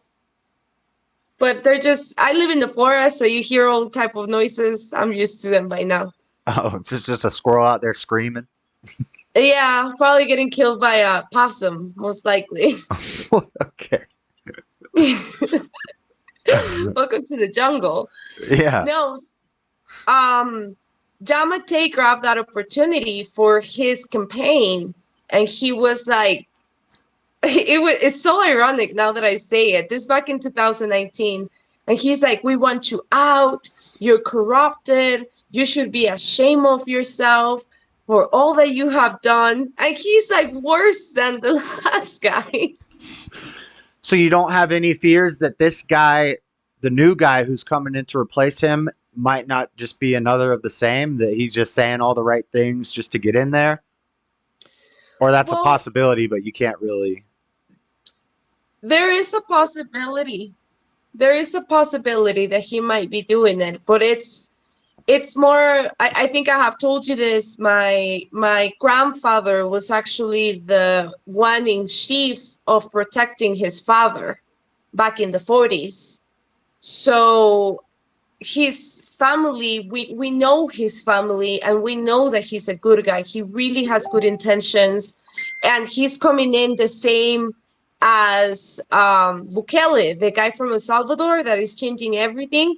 He's not just gonna go into a Congress. He's gonna sweep all the Congress, all these corrupted people, and he's bringing his own people into the table. And that's something that it hasn't been done. He's going to say, "You're fired." You're fired. You're fired. Next. Nice. So yeah, that's what's going on.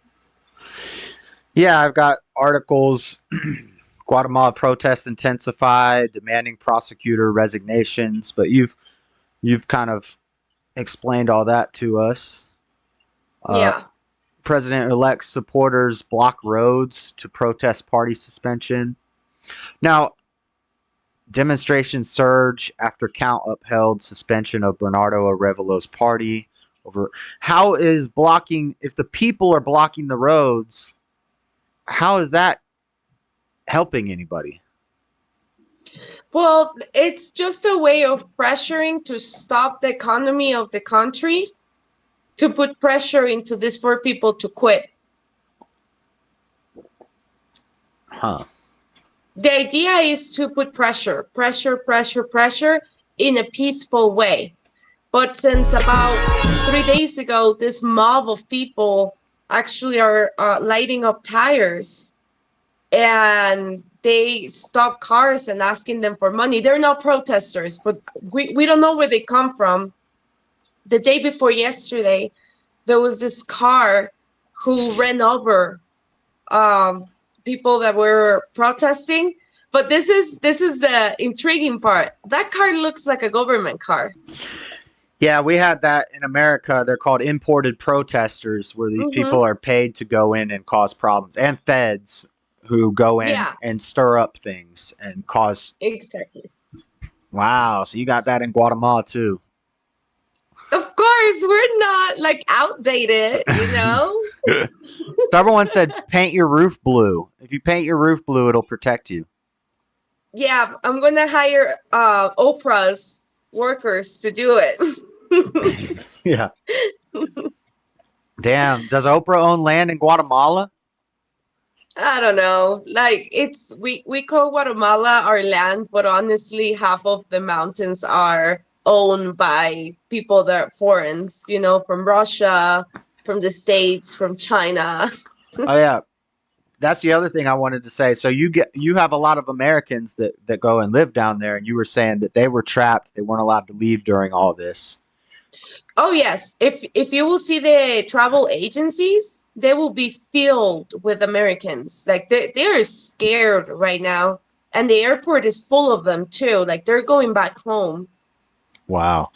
So they make money in America. They hate America, so they leave and they say, "I'm going to go live there." And then they're basically rich when they go to Guatemala.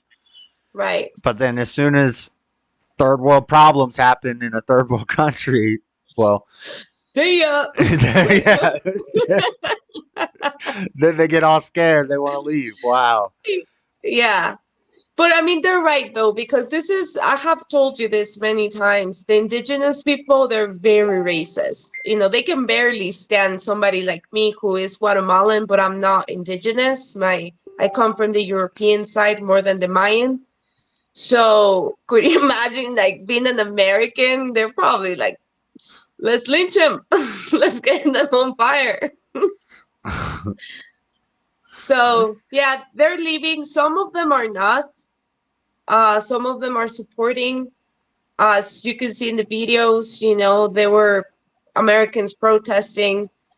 But they also understand that if this turns out to be a civil war, which is but we're trying not to happen. If this goes into civil war, they gotta go, because indigenous are no joke. You know, they will kill them. Yeah. That's crazy. Yeah.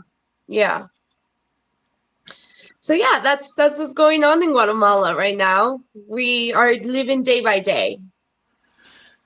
That's a mess. I'm gonna play a clip from the video you sent me, or a couple scenes. So just hold on one second.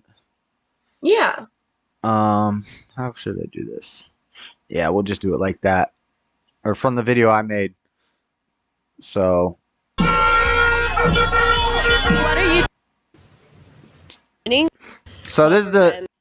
She sent me a bunch of video chat. It's on the YouTube. jsurbanadventures on the YouTube, but basically she showed the roadblocks, and then there was a speaker. She translated all this. This is the longest chunk of the video. Is this guy talking? But Our demands, nuestras exigencias. our demands. Hoy por hoy, Today, el futuro del the país future of está the en nuestras country manos. is in our hands.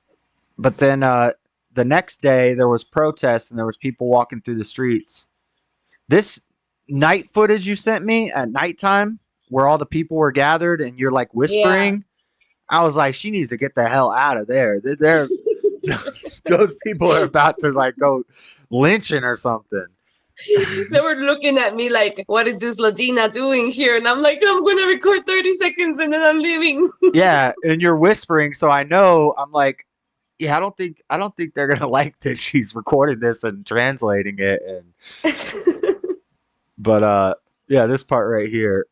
Some people are crossing over right now with helicopters. It looks spooky. Look like they're forming a lynch mob. And then I just want to show the little interview with this lady. So then there's the protest the next day. They're all in the streets marching.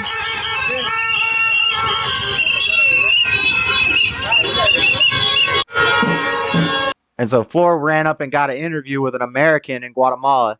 This lady's white, and we were joking that she looks more Guatemalan than Flora. She's got the bead dress on. She's got the straw hat. All right, so this is for the Dreaded Conservative. Could you please tell me your name? My name is. Thank you, Nicole. And what are you doing today? What are you fighting for today? Because we're fighting. I edited her name out because she said her full name. You said her first name right after. I didn't care about the first name, but she said her full name, and I was like, I don't want this lady to get her head cut off because of my video. So, but For democracy, because if democracy doesn't win here, we have the opportunity today to make a giant step forward toward democracy and show the world how powerful a peaceful protest can be. And how long are you planning on doing this? We're going to do this until everybody in the Pacto de Corruptos resigns. Pacto de Corruptos? We're not giving up. That's right. That's right. We really appreciate you so much for doing this for us. This is really great. How long have you been in Guatemala? I've been in Guatemala 15 years. Anyway, so there's just some clips from the videos. You guys can go watch the video. Go watch the video. 4 gallon the street. It's a really nice video. I almost cried at the end. I was so proud of my country. I was like, oh, and the fact that you did it, it's like, oh. Yeah, I just wanted some content. Hey, don't ruin the moment. Okay, take the compliment. DJ Paul said, it's nice to see a gal on the streets who's not a hooker. You're awesome, Floor. Oh, you're welcome, DJ on Palm. Yeah, he's got a. It seems abrasive, but that's a compliment. Oh, you froze. All right, your audio's back. I can hear you. Whoa, dogs are going crazy. You there? You there? Hello? Tens of thousands of Guatemalans marched peacefully on Thursday for the fourth consecutive day, demanding the resignation of a powerful senior prosecutors accused of working to undermine President-elect Bernardo Arevaló's ability to take office. The center-left Arevalo was elected in a landslide win in August, but since then Attorney General Consuelas Porras has intensified efforts to disqualify his anti-graft Movimiento Semilla party. Oh, I think she's calling again. Hold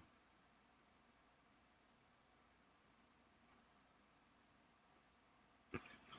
We'll get her back on just to say goodbye. Dang it. It keeps going to a new window. You're back. Sorry, Guatemala internet. Guatemala internet.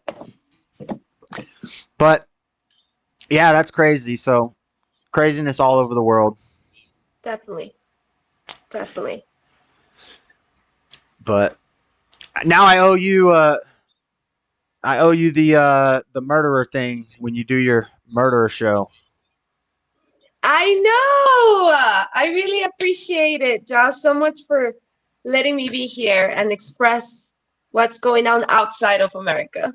Yep. Have you been working on putting together what are you going to do, a podcast or a YouTube show? I'm gonna do a show and a podcast, a little bit of both.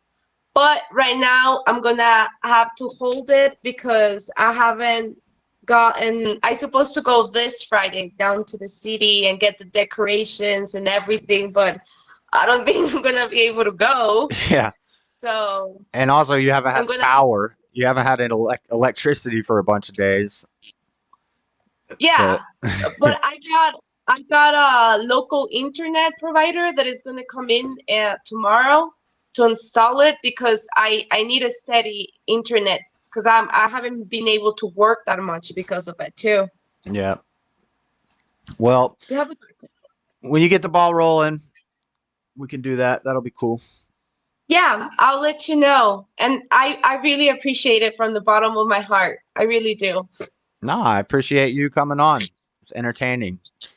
I think people like seeing a girl instead of me, instead of my mug. Well, probably they like these dreads better than yours. Yeah. All right. Well, I'm going to let you go and finish the show up, okay? Definitely. I'll be watching. All right. Thank you, everybody. Thank you again. Bye. Bye. All right. That was interesting. So we got craziness all over the world. Guatemala, Venezuela, Mexico, America, Ukraine. Speaking of Ukraine, we got some Ukraine updates. Usually we do our weekly Ukraine updates during the rapid fire segment. But since we're talking about the craziness in the world right now, we'll do it right now in this segment. I don't have anything on China and Taiwan. We've talked about China and Taiwan. That has not exploded yet. But with the weakness in the American government, not having a Speaker of House, which we'll talk about here in a minute, I don't know. It's 2024 seems very likely. So let me pull up this article. 1 second. Just give me 1 second. All right. Hit the like button, guys. If you haven't hit it yet, hit that follow button. If you haven't done that yet. We got to 105 followers pretty quick, and then it just stopped. It stopped. What the? I think a lot of those people that subscribe to my YouTube channel to see me cut the dreads off have been unsubscribing. They're like mad that I haven't cut the dreads off yet.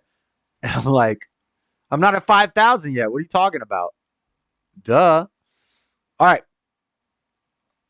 Ukraine, and then we'll be done with the crazy stuff all over the world, and we'll move on to America, the crazy stuff going on in America.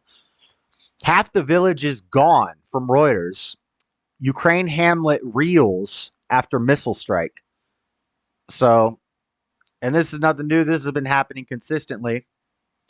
But in Horoza, Ukraine, October 6th, in a burial plot next to a field outside the remote Ukrainian hamlet of Horoza, Residents removed undergrowth and cleared away litter to make space for more graves. Working quietly, it was something to distract them from the horror of what happened the day before, as dozens of people gathered in the local cafe for a meal to honor a soldier who died in the war against Russia. A missile struck, killing at least 52 people. Remember when Ukraine sent that missile at Russia at one of their bases and killed one person, allegedly? It wasn't even confirmed that they killed one person. Russia killed 52. Not nice, Russia. That's not nice. At a funeral. That's gangster. And I'm not taking Russia's side, but that is a gangster move. Like the gangsters in LA will roll up at a funeral and start bussing. That's kind of messed up too. 52 people killed in Ukraine from a Russian missile strike. One of the most deadly attacks during 20 months of fighting, and one that has devastated the tiny, tight-knit community. Shock is giving way to grief, as well as questions about how the Russians could have known about the gathering and what some Hroza residents say was a deliberate attack. Among those killed was Aliyah, 36, who survived by 3 children. Her husband died too. Her father, Vatariev Kozir, was at the cemetery preparing to bury her and his son-in-law. So huge attack from Russia on Ukraine, 52 dead. Israel and Hamas. Guatemala shutdowns over faulty elections. We talked about the Bolsonaro protesters getting 22 years. America, we got elections coming up next year. It's going to get wild. Meanwhile, in American politics, we got a few more articles. Earlier this week, this news has kind of been overshadowed by the Israel stuff, but this has happened this week. Our Speaker of the House seat is void. We had no Speaker of the House. Matt Gaetz did what he said he was going to do. Kevin McCarthy called him out, called everybody out on Twitter. He said, bring it. He said, you don't like me? Bring it. And I think I got a meme where Matt Gaetz is saying, oh, it's been brought. Matt Gaetz brought it, ousted Kevin McCarthy successfully. Let's read this article from KCRA3. Why was Kevin McCarthy ousted as Speaker of the House? Kevin McCarthy is the first sitting House Speaker in U.S. history. First time this has happened in history. This is historical, to be ousted. In a 216 to 210 vote, hard-right Republicans, led by Matt Gaetz of Florida, and Democrats joined forces to remove the California GOP leader Tuesday evening. Soon after, Representative Patrick McHenry of North Carolina took over as interim speaker, sending both parties to regroup and figure out who will be the next speaker. Pour some vodka on your AKs to honor Mother Russia. Okay. Well, we know what side Stubborn's taking in that conflict. I think we know what side I'm on in that one too. But no, I'll stick to my guns that we really don't need to pick sides in that. But I've heard good things. I've heard good things about Russia. Averting a government shutdown, most will point to McCarthy striking a deal with Democrats to pass a 45-day stopgap funding on Saturday to avert federal government shutdown as the final nail in his coffin. During negotiations, McCarthy walked a tightrope. On one side, he tried to appease Gaetz and the House Freedom Caucus demands to drastically slash federal spending and completely reform the U.S. government away from the woke and weaponized institution it had become. They also demanded that McCarthy bring every individual bill to the floor, even though Congress was facing a ticking clock. On the other side, McCarthy wanted to avoid a shutdown that would deny millions of workers paychecks and shutter numerous essential programs in America's need. Yeah, whatever. Shut it down. That's what I said. He was a turncoat and a beta.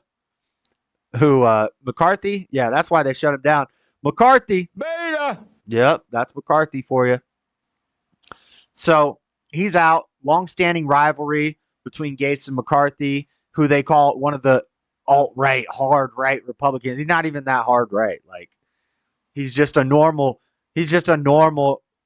Republican. Like, they're not, these MTG and Matt Gaetz and Boebert, all this Freedom International or National Freedom Caucus, whatever they call themselves, basically the opposition to the squad. They're not even that far right. Like, the fact that a bunch of them are women, that they're not conservative. They're not that far right. And it's funny that they paint them as these hard right alt-righters. it's kind of dumb. Let's watch this video from The Guardian. The yeas are 216. The gays. Oh, the the nays gays. are 210. The resolution is adopted. Without objection, the motion to reconsider is laid on the table. The office of Speaker of the House of the United States House of Representatives is hereby declared vacant. Why are you pushing him into people? Look at McCarthy. The vote that led to McCarthy's downfall followed a motion to vacate the chair from Matt Gaetz. McCarthy later confirmed that he wouldn't be running for Speaker again. Think long and hard before you plunge. Long and hard. Pause. That's where we're headed if we vacate the speakership. Chaos is Speaker McCarthy. Chaos is somebody who we cannot trust with their word.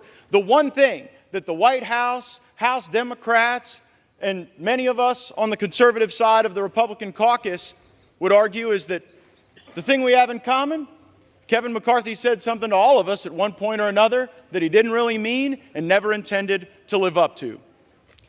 In the opinion of the chair, prior to... By the way, Latina, I saw your comment asking to join the call. It wasn't on Discord. It was on Facebook. And it was like an interview thing. I just wanted to interview her about that. So, but I did see your comment. I read all the comments. Proceeding to the election of a speaker, it would be prudent to first recess for the relative caucus and conferences to meet and discuss the path forward. Accordingly, pursuant to Clause 12A of Rule 1, the chair declares the House in recess subject to the call of the chair. Damn! He slammed that gavel. I like a strong gavel slam. A lot of people be taking that gavel and they be tapping it. Listen, he just did hammer attack on Pelosi's husband. He just blah. What do you think you are, Thor with a pink bow tie? Damn, that was a gavel slam. Somebody pissed. He ticked. Oh, he ticked. I never seen a beta slam a gavel so hard. So our Speaker of the House spot is void. We have no Speaker of the House for the first time in history. Well, I don't know if it's the first time in history that we have no speaker. Maybe at some time in history, one of them died or something. I don't know. But it's the first time that they've been ousted. Meanwhile, we're trying to find a new speaker, right? Well, the Republican House, this is from CNBC, the Republican House speaker candidates back out of Fox News debate. Fox wanted to have a live debate with potential Speaker of the House candidates, and they're all backing out. And I see like this is becoming a trend, and I don't like it because you guys know I love debate. I like arguing with people.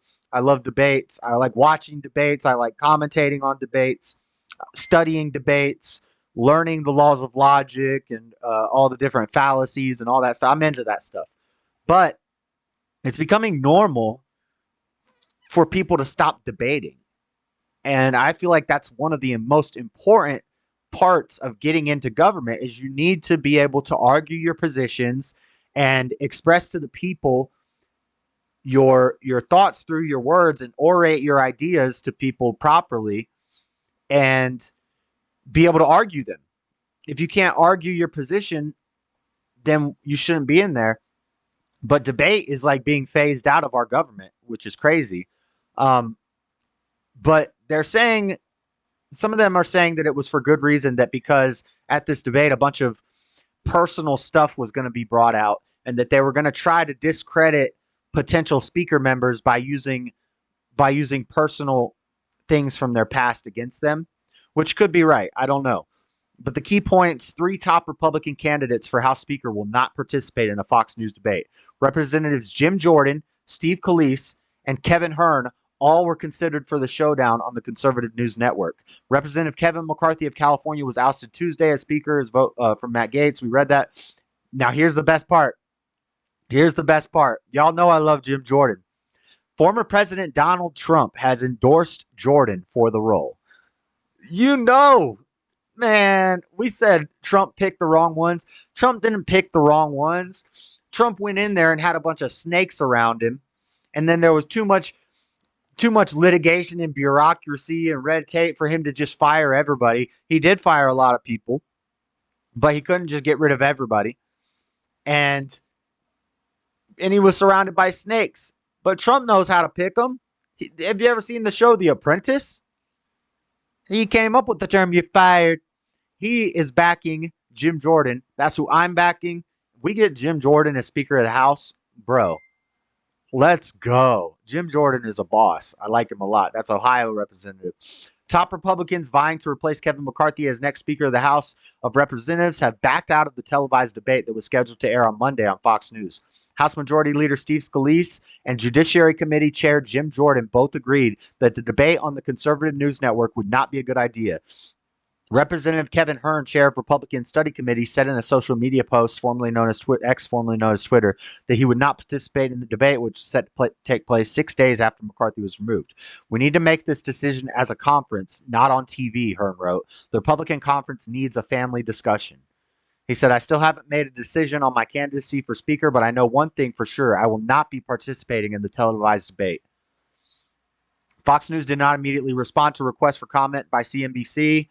Many Republican caucus members were angry that the party's differences would be publicly aired on national television in a debate for would-be speakers, a third source told NBC. So maybe it's not personal things, but basically the Republican Party is already tearing itself apart over the MAGA versus the neocons and the neo-Republicans, the DeSantis people versus the Trump people.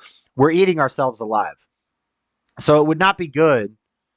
Now, for president, it's different. We need to see the presidential debates so that we can pick our candidate. But as Speaker of the House, these three guys are already in there. So if they get them all three up on a stage to debate each other, they're going to be airing out their differences and their differences with each other within the same party. And these guys, whoever doesn't become speaker, the other two are still going to be in there. And now the whole world knows that they have a problem with each other because they did on TV. I guess that's the reasoning behind it. I would have been interested in seeing the debate. It would have made for good content. We could have live streamed it and commentated on it. But I'm sure they have their reasons. I'm glad that Trump is endorsing Jim Jordan. We have it from ABC News here. I think this is awesome.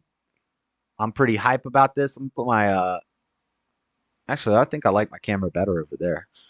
Let me see what chat's saying. You also need some caulk to build buildings. Gotta have that caulk. Everybody needs some caulk. Kennedy is a gun grabber. Don't trust him. I'm not going to read anything that this guy's saying. He don't know what he's talking about.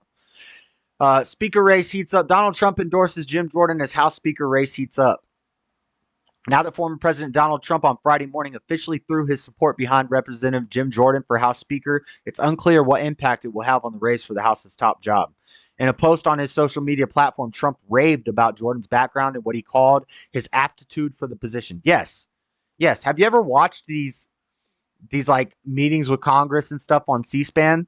Jim Jordan is not only the most articulate, but he has the best arguments. He has the best positions. He articulates them better than anybody else. And he's entertaining. He's appealing to the public.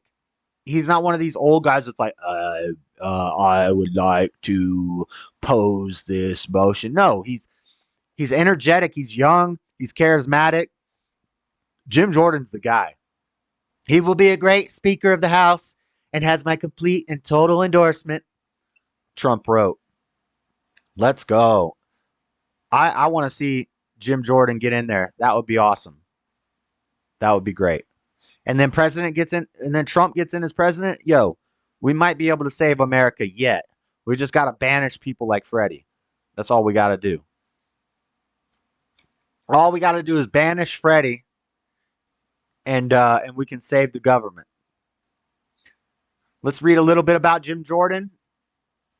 And then we got one more thing to talk about. Let's go here. Jim Jordan representing Ohio's 4th District. Jim Jordan was raised in Champaign County, Ohio, graduating from Graham High School in 1982, where he was a 4-time state champion in wrestling. Let's go. Bro, this dude was a wrestling champion.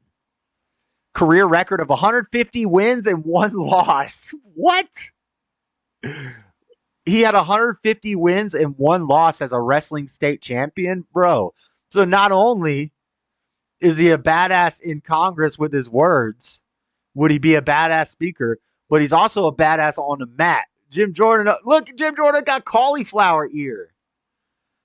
Jim Jordan, the only representative with cauliflower ear.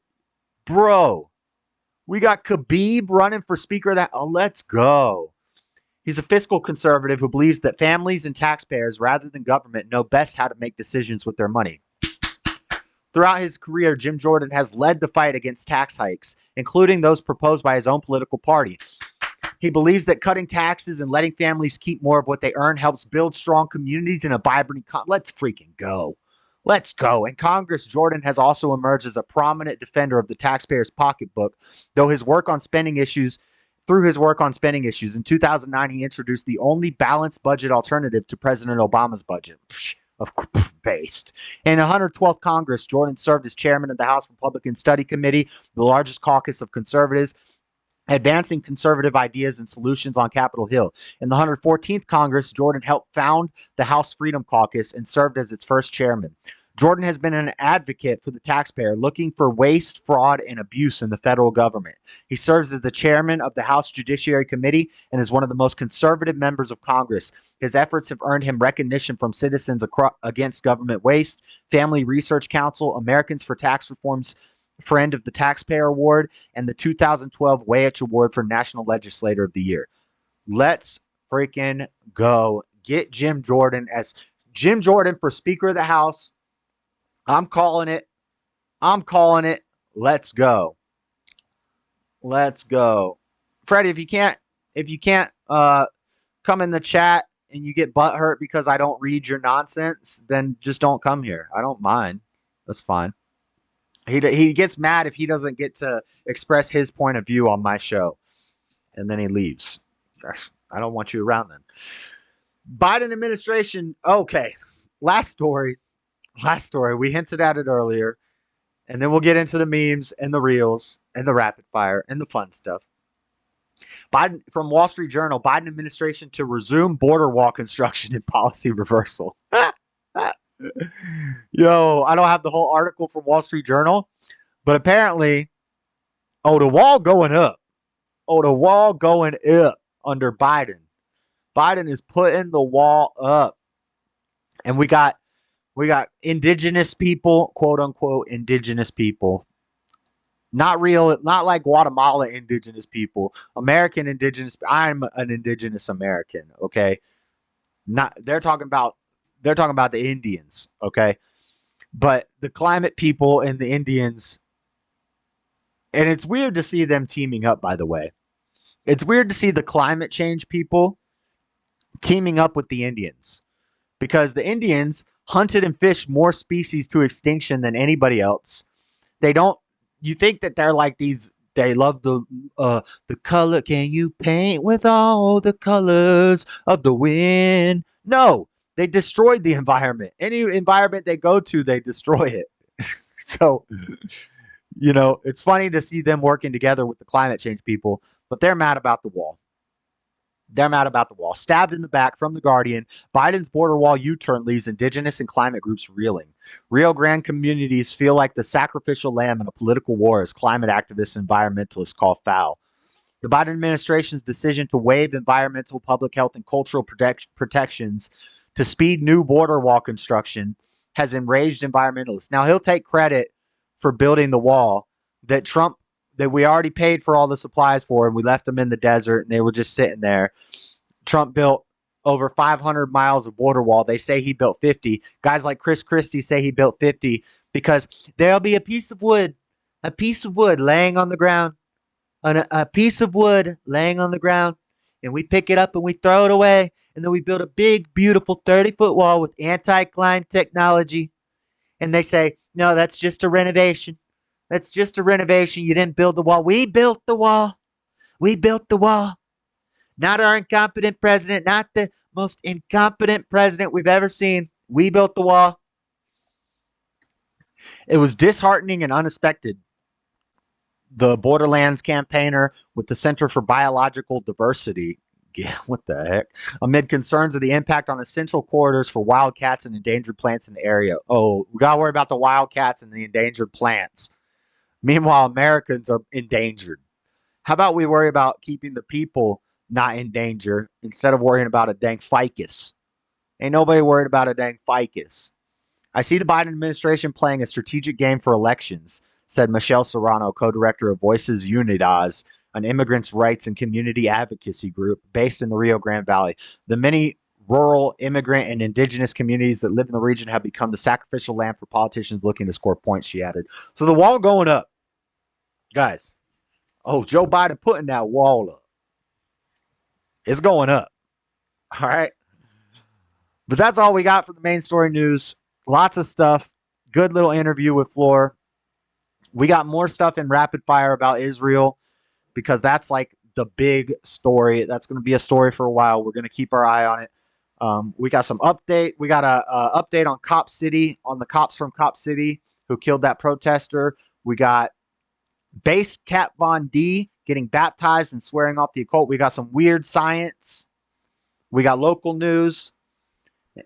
And we got some history news, some crazy history stuff coming up in rapid fire news after the memes. We got meme review coming up after the reels, all the good stuff. And then at the end of the show, we'll talk about the id, the ego, and the super ego, a little Freudian psychoanalysis discussion. And I'm going to turn it into a spirituality over physical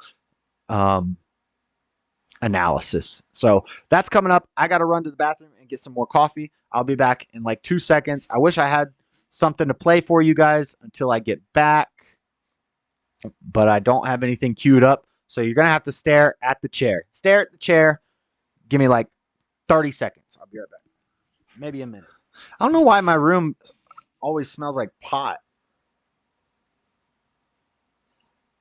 I don't know if it's because my downstairs neighbors smoke pot or if it's just because I used to smoke pot in here and now that I don't, I smell it more. But it's been like 3 months and I still, every time I walk into my room, I smell pot.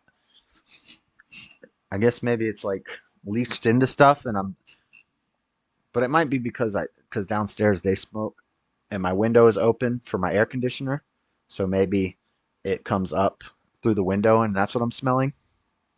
But anyway.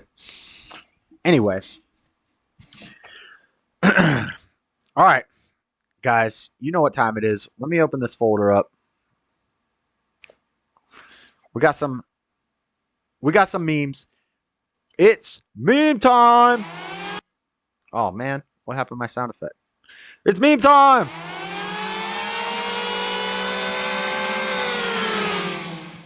Oh yeah, let's get into these memes, baby. Y'all ready for this? And before we get into the memes, I'm going to take a moment to plug myself. Guys, hit up the YouTube, jsurbanadventures on YouTube. We're getting close to 5,000. Got to get up to 5,000. You know, that's the goal.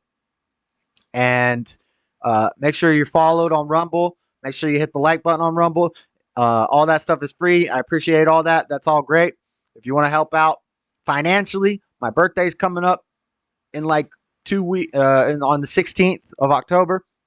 If you want to send me some birthday money, you want to hook your boy up, you want to just donate to the show, you got the Cashapp right here, Dreadedconservative on Cashapp, or you could do a Rumble rant.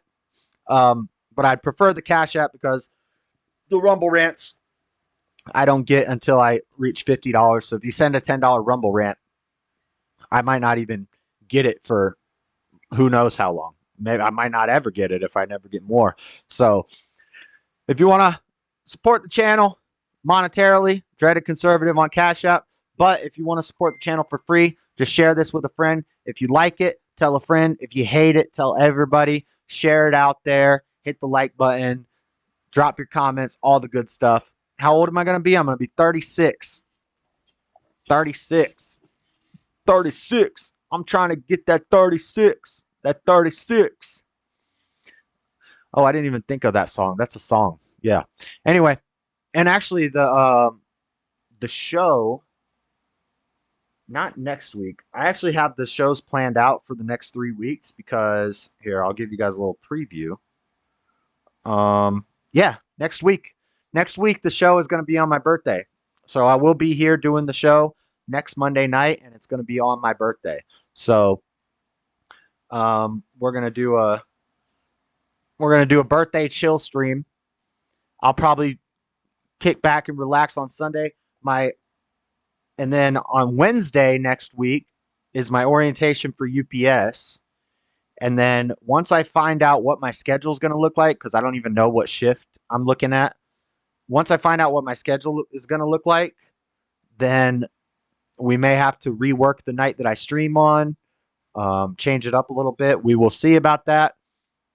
But next Monday is my birthday, so we will be here. We'll do a birthday party chill stream.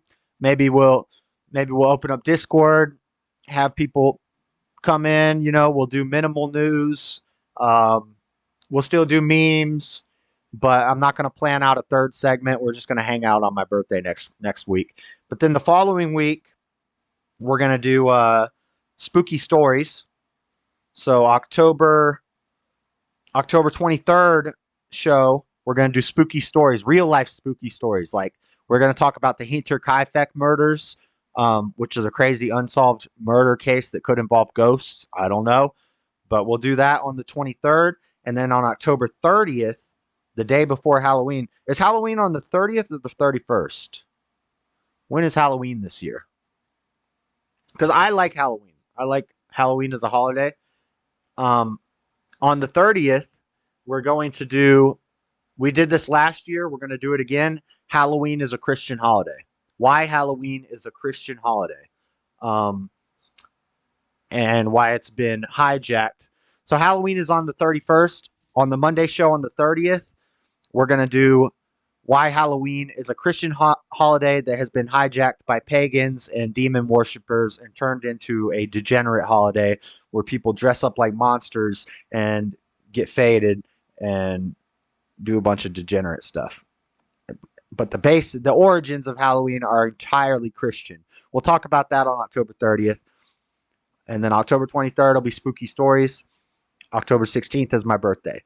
So we'll do a birthday stream. But that's a little stuff for the future. Let's get into the memes.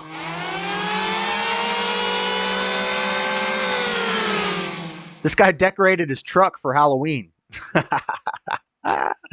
Yo, that's awesome. Antifa. He got the Antifa boy. He got that Antifa guy beta on his truck. He got the Antifa beta on the grill of the truck. What the heck? Do I have any sound effects for what happens when you get slammed to the grill of a truck? I guess I don't. That's what the truck said. And then he said, beta. Nice. Next. Would you rather have $30 million or 30 million loyal friends? The F I'm going to do with 30 million friends? What? That's the stupidest question I've ever read. If I had $30 million, I would instantly have all kinds of friends because everybody going to be wanting to borrow some money if I just came upon $30 million. What the hell I need 30 million friends for? Your mind can't even, I think you can only know like 1,000 people or something like. There's something about your mind can only retain information on so many people, and it's not 30 million. I don't need 30 million friends. Damn, what do I look like, Donald Trump? Anyway, next, Buick Regal, fully automatic assault Regal. This is the basic Buick Regal. This is the fully automatic assault Regal. Dang, it's all black. If you see all black, you know it's dangerous. We need to get that thing off the road. Common sense car reform. Common sense car reform, guys. Common sense fully automatic assault car reform. That's what we need. Beta. No. Next. The most American grocery store aisle I've ever seen in my life. Aisle 11. Clean up on aisle 11. We have discount beer, pizza, potatoes, guns, Bibles, and sweatpants. That's Americana right there. I pledge allegiance to that flag. I don't know what store that is, but I'm hitting up aisle 11 immediately. I'm definitely going over to aisle 11 to get some of that. Get all of that. Let's go to the full screen so you can see all of them. Okay, next. You can't spell hero without her. And then our boy Xavier always coming in with the fire. Xavier always coming in with the smoke. You can't spell hero without her. Xavier says you can't spell her without he. It's a man, baby. That sounds about right. Sounds about right.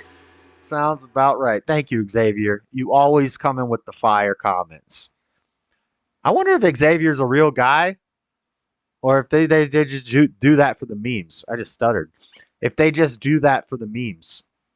Is Xavier a real person? I want to meet Xavier. I want to do an interview with Xavier. That guy's based. Next. When homeboy says his hair is broccoli or... That's a hard word to say. When homeboy says his hair is broccoli or than yours. My hair is broccoli-er than yours. We got... Haw! Haw! We got the broccoli showdown. Broccoli hair showdown. Broccoli hair showdown. You guys ready? Are you guys ready for the broccoli head showdown? Slow clap. Slow clap. Let's go. Next. I've got kills. They're multiplying. It's electrifying. You see that? That's Michael Myers and Jamie Lee Curtis in Grease. There's a new Grease coming out. Michael Myers and Jamie Lee Curtis starring in Grease. I've got kills. They're multiplying. Halloween's coming up. We got Halloween memes. Hallow memes. Hallow memes. Next. If women paint their eyebrows, we can paint our beards. Whoa. What the heck? Holy cow. Beta! Yeah.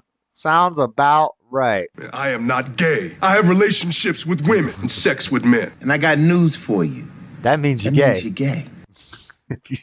You paint your beard like that. What the women painting their eyebrows. What if you get it tattooed on? Some women get their eyebrows and their lips tattooed. Permanent makeup. Can I get a permanent beard? Get a permanent beard done up? I seen videos in black barbershops where they shave the dude's head and then they take the hair from his head and they apply glue and they glue his head hair to his face and then they trim it up and it's a fake beard. It's a fake beard. It's like when we talked about the fake muscle implants. What the hell is wrong with people? Remember that group of guys went down to Mexico to get surgery done? They were getting like muscle implants and they all ended up chopped up in pieces by the cartel. Serves them right. Serves them right for being beta. Yeah. Sounds about right. Next. Hola, Sal. Sorry I didn't say hi to you while I was talking to Floor. We can't receive any food supplies because our mail is shut off since no one can get into town. But honestly, you guys rooting for us is enough support for Guatemala. Yeah, they don't got mail in Guatemala. They got 2 Walmarts, though. I'd get a thin mustache and a little triangle soul patch like a cartoon devil. I guess for Halloween you could do it, but if you're doing this in real life, something wrong with something. You definitely beta. Next. Husband stabs vampire. Wife, oh my God. Husband beats zombie to death. Wife, oh my God. Husband, what? What? I'm protecting you, woman. What's the problem? She said, you're supposed to give them candy. It's Halloween. They're trick-or-treaters. This guy's beating to death all the trick-or-treaters. It's a man, baby. Sounds about right. Let's go. Stubborn one. That's stubborn one. That's stubborn one when kids come unannounced dressed as vampires and zombies to his front door. He's like, blah! Honey, I killed the vampire. I stabbed him in the heart with a wooden stake. And then the zombie, I blew his head off. Stubborn one. Those were kids. They just wanted candy. Jeez Louise. Next. Back in my day, we didn't have cup holders. We had to hold our beer between our legs and drive like a man. Like a man. It's a man, baby. That's right. That's right. Some people still do that. You know that that's fairly new, that they made drinking and driving illegal? It's fairly new. And when they first did it, people were pissed. Conservatives were like, that's against our Constitution. You're going to make me wear a seatbelt. You already made me wear a seatbelt. Now I got to freaking hold I can't even drink my beer in my car? What the hell is happening to America? And I'm conservative. That means I want to conserve traditional American Christian values. So I say, bring back drinking and driving. I don't think I'm supposed to say that. I'll have to edit that out of YouTube. You cannot advocate for drinking and driving on YouTube. I think John Doyle got canceled on Twitter for doing that. He said, sometimes I enjoy drinking and driving. It's just really fun. And he got banned on Twitter a long time ago. But then Elon brought him back. Sidebar. Let's move on. Next. What happens if someone slaps you at high frequency? It hurts. Get it? Hurts donut. You want a Hurts donut? You can't read it because my Cashapp is there. It hurts. High frequency slap. Whoopah! It hurts. That's what it feels like. Dang. Do I have a slap sound effect? No. No. I have the slow clap. What happens if someone slow claps you at high frequency?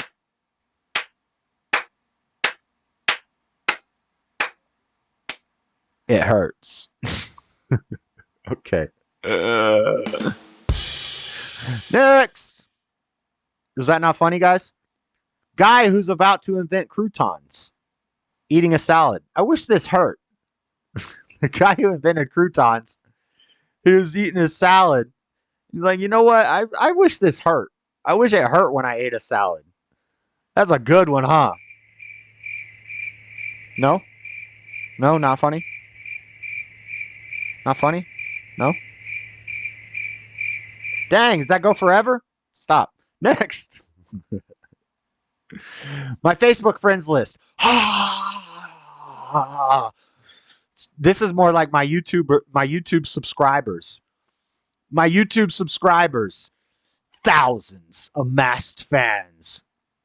People who react to my post. The true ones. Loyal to the soil. The core group.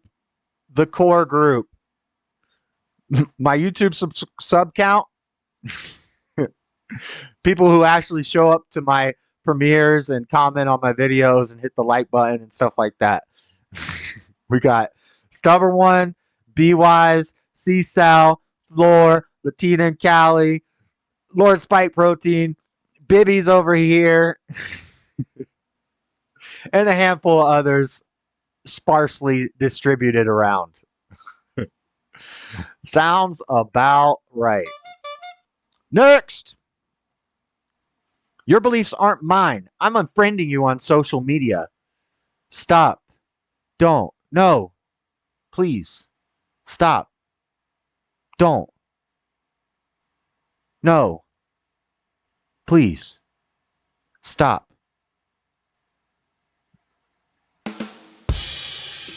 Nice.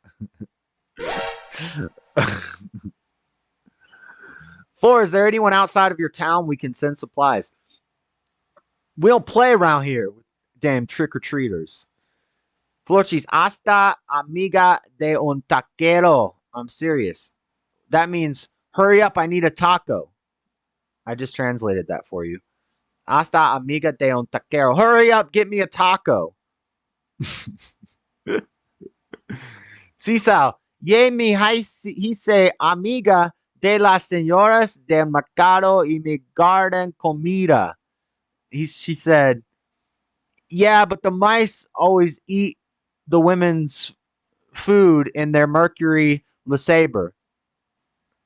I'm translating Spanish. Y'all didn't know I speak Spanish? Yeah, I speak Spanish. That's right. Gracias. Adios, Florchis. You're smart. I think that means thank you. Goodbye. Gracias. Adios. Why are you saying goodbye?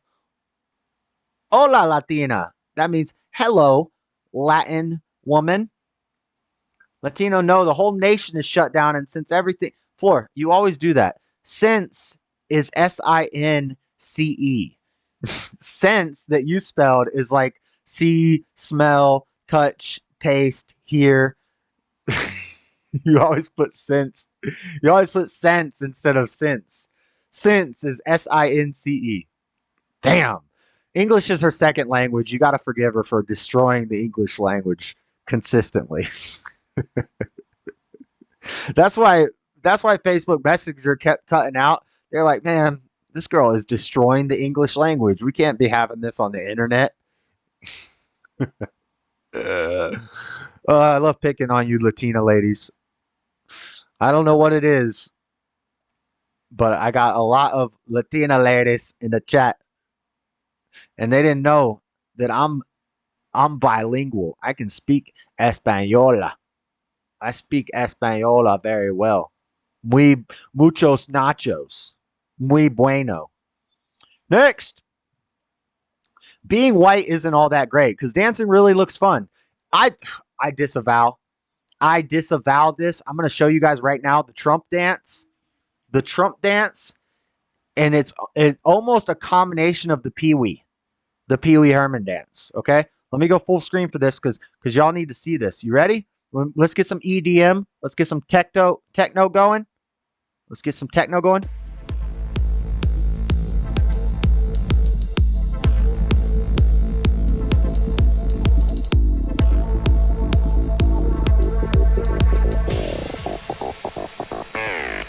This is the Trump.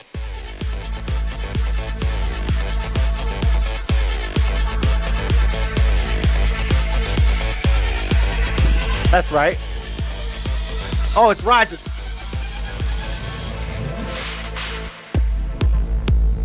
Pee-wee. Do the Pee-wee. Do the Trump. Do the Running Man. Oh. Egyptian. Now Vogue.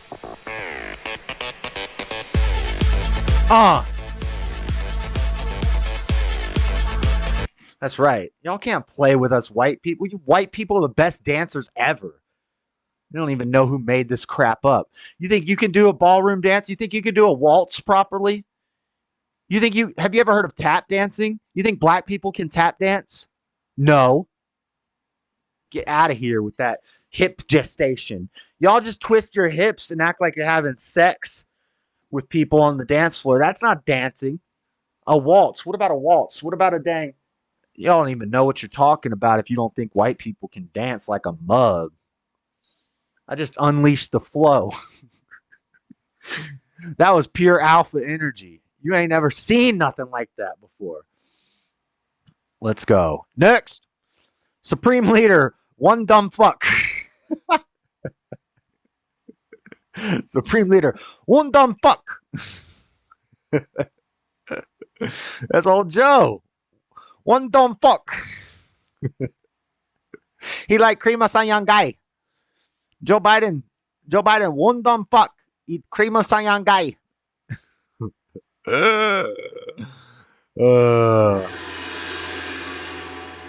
Beta. Next. Uh-oh. Here we go. Here's the Democrats. Sucks to be Democrat. Hashtag sucks to be Democrat. The Democratic controversy right now. Their biggest struggle in life. Oh no. What do I pick? Pro-Israel or pro-Iran? Pro-Palestine or pro-Israel? Pro-Ukraine? I'm definitely pro-Ukraine. Definitely pro-BLM. But Israel or Palestine? If I pick Palestine, I'm anti-Semitic and the ADL is going to come after me. But if I pick them, then that I'm racist against the Muslims, and we got to wrap our head up in the hijab, and I'm not standing in solidarity with women. Oh no, what am I gonna do? Beta. Next. This is Timmy digging a hole to bury his Daisy air rifle so the commie libs can't take it. Timmy ain't turning in shit. It's a man, baby. That sounds about right. Good job, Timmy. Nice. Timmy's a boss, bro. Timmy ain't hiding nothing. He's walking through the grass. And he's gonna bury that Daisy air rifle. Okay. Next. Retirement plan. 1. Move to Mexico or Guatemala. 2. Give up citizenship. 3. Come back illegally. 4. Set for life. You get guaranteed work. You get a hotel to stay in, a nice hotel in New York. You get to vote. You're gonna get to, get all sorts of economic reimbursements. Yeah, that looks like the plan right there. That's the goal. I do know Spanish. Florchi's trying to hide that and don't tell people what you have. With someone who sells gases, who is my friend, I have to be at 4 a.m. in the house to get gas for me to cook. Super illegal. But girl, I got to cook. She got to cook. Let her cook. Let her cook. Jay is conservative dancing. That's right. They're doing evil on a massive scale. The punishment will be unimaginable. Praise God. One of those situations we're living day by day. Honestly, don't know what the future will look like, but I did stock myself for a month worth of food. And thank God I just got in touch. Oh, with someone who sells gas. She getting that illegal gas. She got that gas. Oh, she got that gas on deck. Flor, you're in Puerto Rico? No, she's in Guatemala. Guatemala. Didn't you see the video I just posted yesterday about Guatemala? And then I was in unspecified podcast chat talking about Guatemala. Pay attention, Latina. Next. I'm just kidding. Latina and Cali's nice. When someone calling you by the wrong name causes you to have a breakdown, and seeing yourself in the mirror causes unending mental anguish, but you definitely don't have a mental illness. So the solution is to cause irreparable harm to your body through mutilating surgeries and hormone injections.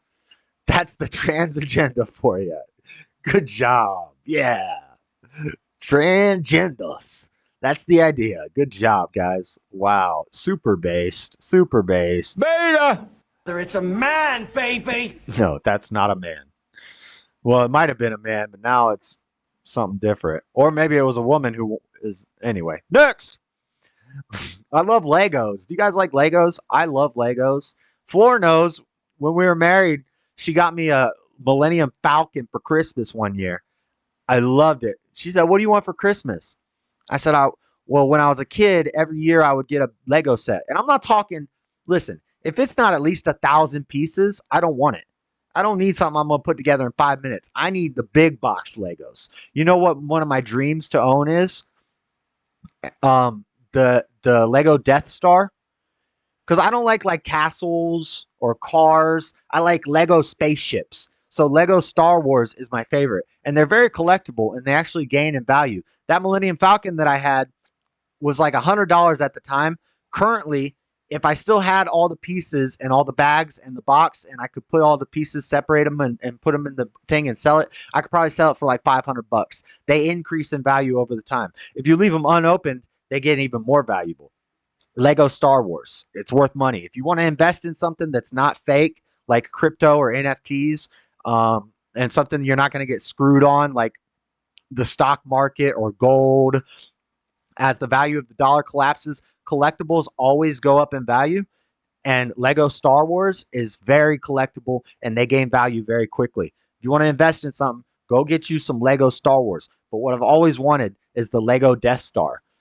They don't even, it's not currently, it's retired. Like they don't make new ones anymore.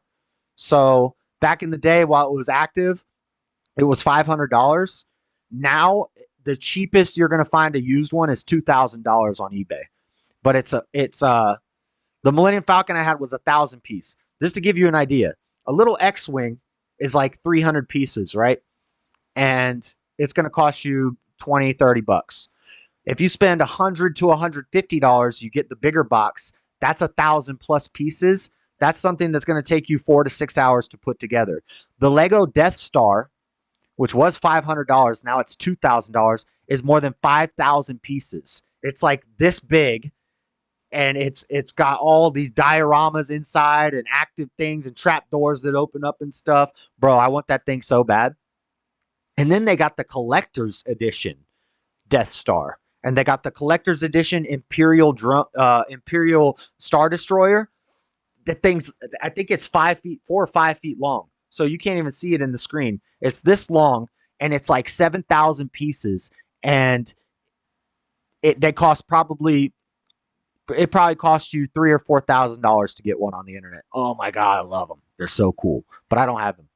But anyway, but yeah, that's what I want for Christmas is a Lego set. I want the Millennium Falcon again. They got a new Millennium Falcon now, but the old one that I had Han Solo and Luke Skywalker and Princess Leia. The new one has dang old I don't know, Anakin and all the new people, you know, the diversity coalition. Anyway, enough about Legos. Here's the meme. Lego, build your own wall. 3,000 pieces. Build your own Trump wall. Trump is crossed out. Build your own Biden wall. Now it's a good idea. 3,000 pieces. That would be a big Lego set. Not as big as the Death Star, but that's like 3 Millennium Falcons.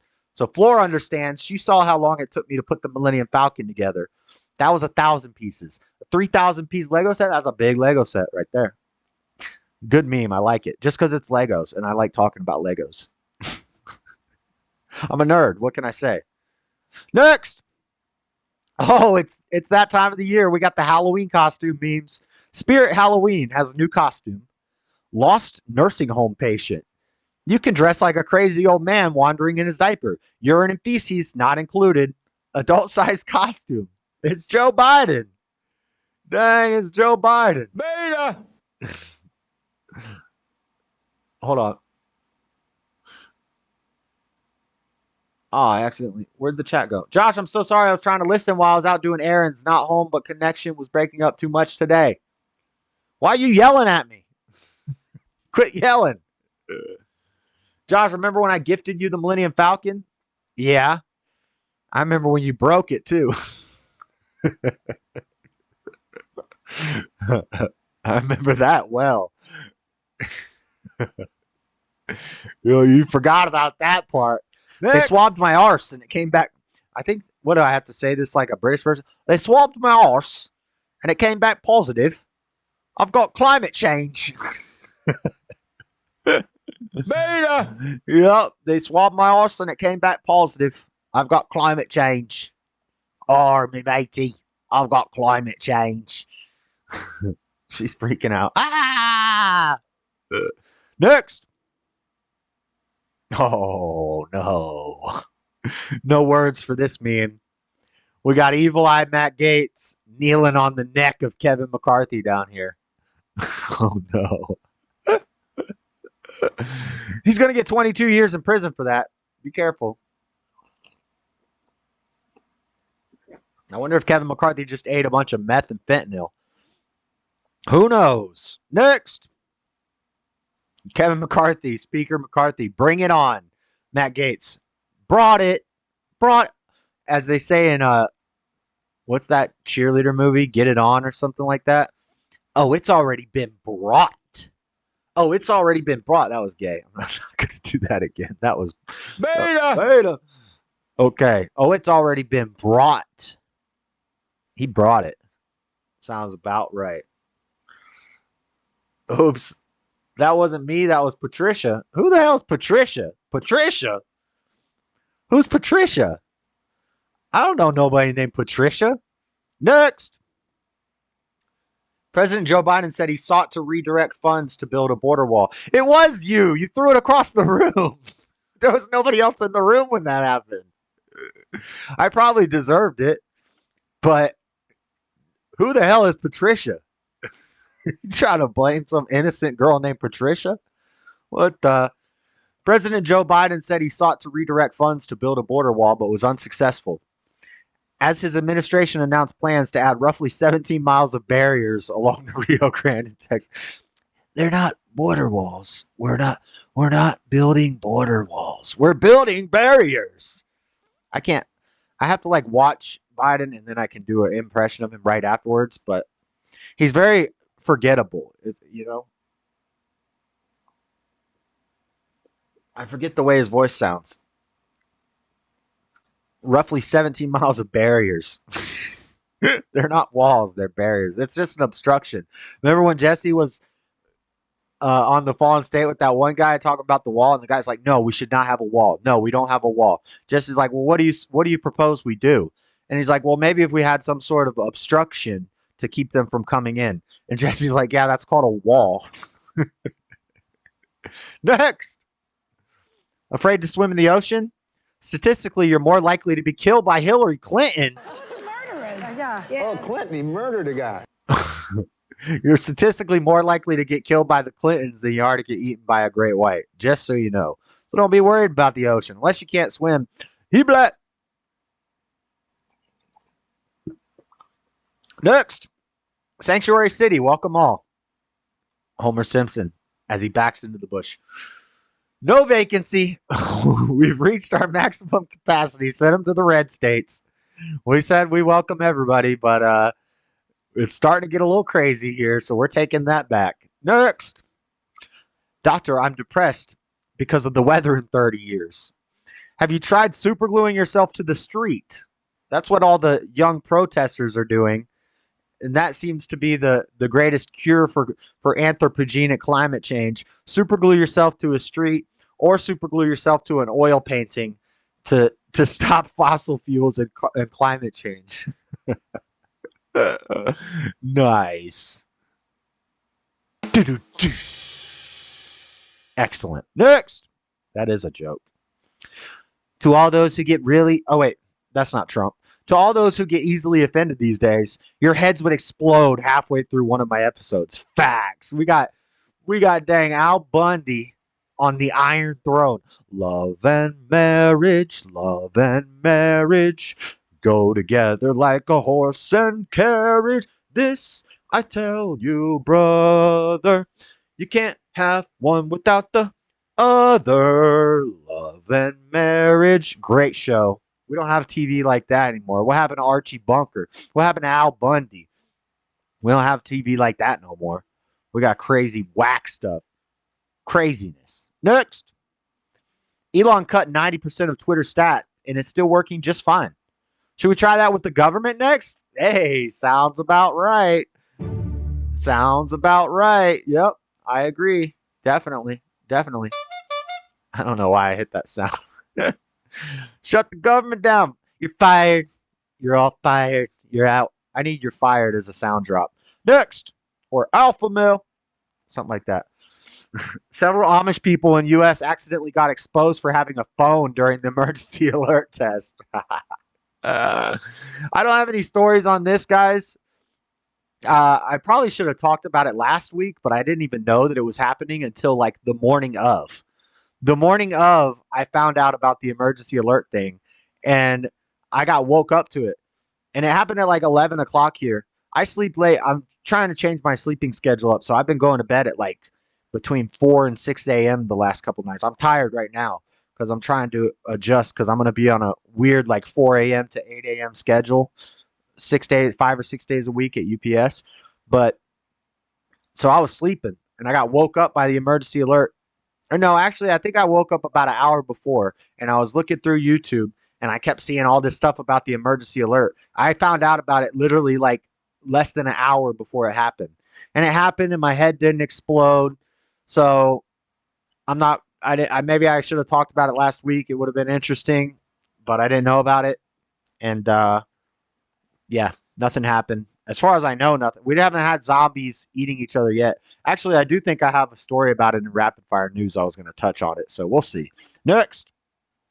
This is the last meme. Inside every European, there are two wolves. One begs America for military intervention and foreign aid. One talks trash about America daily. Sounds about right. For the Europeans, Beta! That sounds about right. Sounds about right.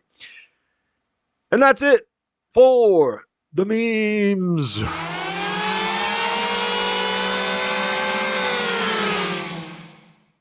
Nice memes. Nice memes. We're watching this right now. Got the DVD box set. Nice. Nice. DVD box set. Love and marriage. Love and marriage. Open all a new window. All right. On a poppy field near the Slovak city of Komarno. On a poppy field near... Okay.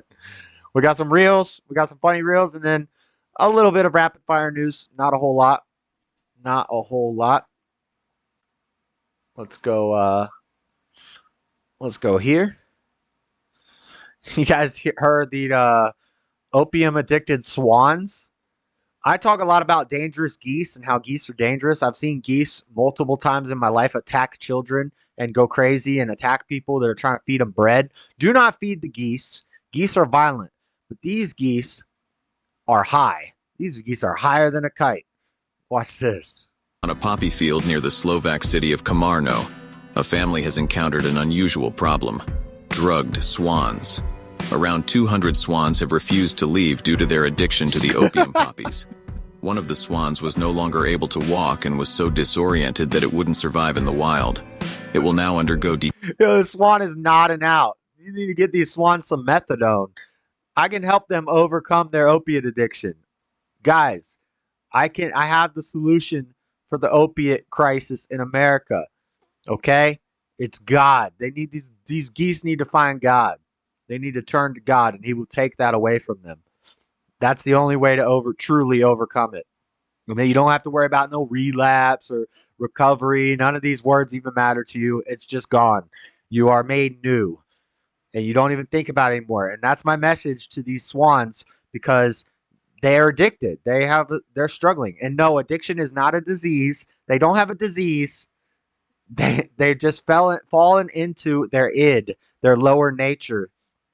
They've given into the lower nature, the nature of Satan, and they've been given over to a reprobate mind, and they think it's okay to get high on opiate. They need to forgive their mamas. That's right.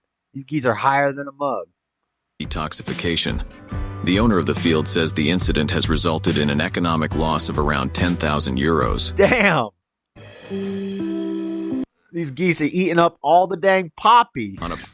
They coming. Okay. I think Stubborn One is pro Pitbull.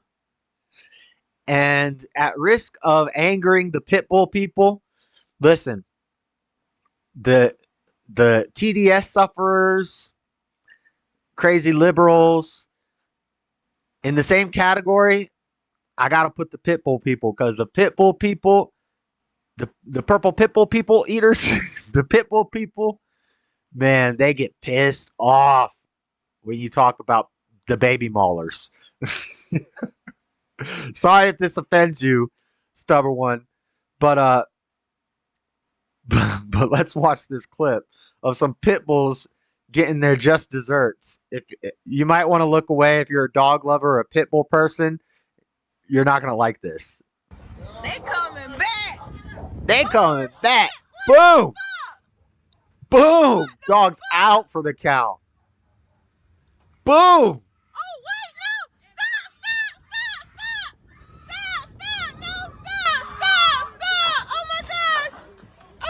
He dropped them pit bulls. On a poppy field near the... Dropped those baby maulers. He knocked them out cold. Put the pit bulls with the geese and watch the fun. Yes. Yes. The pit bull people don't like when you point out that 70% of dog attacks on children are done by pit bulls. They don't like when you point out that the only time I've ever had a problem with a dog with Echo when I'm walking Echo is with a pit bull. And I think they're cool. They're cool dogs, you know. If you got your pit bull and you raise it right, you know, it's probably a chill dog, but they will snap like that. They will go after other dogs, and they will snap on children. They're unpredictable. I'm not saying we need to kill all the pit bulls. I don't have a problem with pit bulls, but the pit bull people really get mad when you point that stuff out to them. they'll like they'll get very upset and they'll rally together. But he just dropped those pit bulls, dude. And then one was shaking. But the craziest part of this video is the lady in the car. And the name of the video is Was He Right or Wrong for This? And I thought I was going to have a bunch of pit bull people in the comments when I read the comments saying he should never have done that to those dogs. Did you hear the lady in the car? She's laughing when the dude's running from the dogs. Ooh, they gonna get him. They gonna get him. Ooh, get him, get him. And then when he drops him, when he knocks him out, defending himself, rightfully so, she says, no, stop. No, stop. But surprisingly, in the comments, everyone agrees with me that that was 100% justified and necessary. But everybody in the comments agrees. I was trying to find anybody in the comments. No, ain't no stop. Break them off. They came for the fight. They got what they was looking for. The dude has every right to defend himself. She had joy in her voice when saying they coming back. No, ho, they getting knocked out. I love it. He effed them dogs up. This woman ain't she has the protection of her vehicle. She was about to film a dude getting ripped apart by pit bulls without feeling any sort of remorse or questioning herself. That's pretty disturbing. Yeah, and then when he knocked him out, she started crying. Crazy world. Crazy world. All right, next. This one's pretty funny. Y'all might like this. Cats. Cats. We got animal memes. The cat hits it. Gets them all in. Goes back. Well, I don't have opposable thumbs. How am I going to pick this ball up? Sits on the ball. And then shoots it. Boom. 8-ball corner pocket. Flawless victory. Epic cat. Epic cat. All right. We got, I think, 2 more. Oh, this one's funny. All right. Watch this little girl do this cartwheel. She does the cartwheel. Little boy says, wait a second. Let me study the physics. Hold on, it's really loud. Studying the physics. He's getting the angles right. He's figuring out. He's doing the math in his head. He's calculating. Sacred geometry. Here he goes. He's got it. He's got it. One more time. Boy falls flat on his face.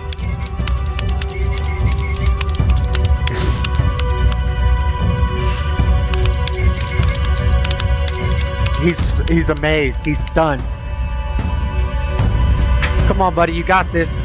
You got this. Nice. All right. One more reel. One more funny reel.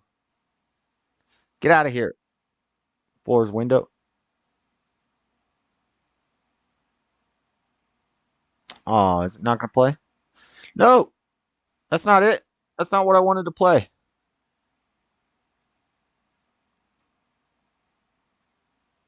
We lost it.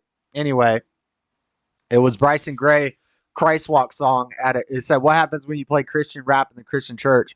And it was one of those scenes from like those crazy churches where they all like do dances, and it was white boy summer dancing. Hold on, I gotta show it because I was just showing you guys that white people are the best dancers, so I need to prove it. I need to prove it to you. Here we go. These other Christians, I'm a real life savage. They gon' say I'm prone to violence, got a slaying demon habit. I know you would try to say and dog, I'm seeing what you pray. I ain't like these other Christians, I'm a real life savage. They gon' say I'm prone to violence, got a slaying demon habit. I know you would try to say and dog, I'm seeing what you pray. One more. These other Christians, I'm a real life savage. They gon' say I'm prone to look at that boy dancing. Get it, boy. Hey. Hey. I'm a real life savage. They gon' say I'm all right, enough of that. Look at my boy stanky legging it. He's stanky legging it. Dang. All right, guys. That's it for the reels, the memes. fun and games are over. Let's get back to this crazy world that we live in. If we concede that pit bulls are dangerous, then police have more room to defend their action. The police have more. If we concede that. Good try, little dude. That squish sound when he face plants. I've had to put a pit bull down that tried to bite my daughter. My issue with anti-pit bull stuff is that we don't need government telling us what we can and can't do. Plus, police already like to shoot dogs. Oh, okay. That makes sense. Yeah, I don't think the government should tell us we have to get rid of our pit bulls or anything. And I don't think we need to have like a mass killing of pit bulls. I like pit bulls. I've known a lot of pit bulls that I like. I also know that I would never want my kid around a pit bull or my dog. If I'm walking and they're like the black people of dogs. It's like when I'm walking with Echo and I see a pit bull coming, I cross to the other side of the road. You know, it's just, you know, and it might be, I know some cool our neighbor has a cool ass pit bull and it's walked up to Echo. It's been nice, but it's old and it's very chill. The problem is a lot of them are unpredictable. But yeah, I don't have a problem with people having pit bulls. I'm kind of just joking. But the stats are pretty accurate. I would not, if I had a baby and you had a pit bull, I'm not coming. My kid is not coming over to your house. Sorry. But if people want pit bulls, they should have every right to have them in their house and all that stuff. I'm not against that. Just keep it on a leash. Keep it on a leash. And don't tell me to keep my dog on a leash because your dog is an asshole. Like, I know people who have pit bulls and they are so adamant about people keeping their dogs on a leash. I'm like, bro, my dog is in training for the zombie apocalypse. He needs to be able to stay with me, not on a leash. Because when the zombies come, I'm not going to be able to keep him on a leash. He's going to have to follow me until he gets too old to walk or too tired to walk, and then I'm going to eat him. Okay? So, ain't no leash. My dog is a good dog. He's well behaved. He stays with me. He doesn't run away. He doesn't attack anything. He's gentle. He's a gentle giant. So he don't need a leash. Don't be mad at me because my dog's not on a leash because your dog is an asshole that needs to be kept on a leash. Keep your dog on a leash because your dog's the one that wants to bite everything. My dog's chill. And when I see your dog coming, I'll say, Echo, let's go over here. And we're going to cross to the other side of the road. And it's going to be fine.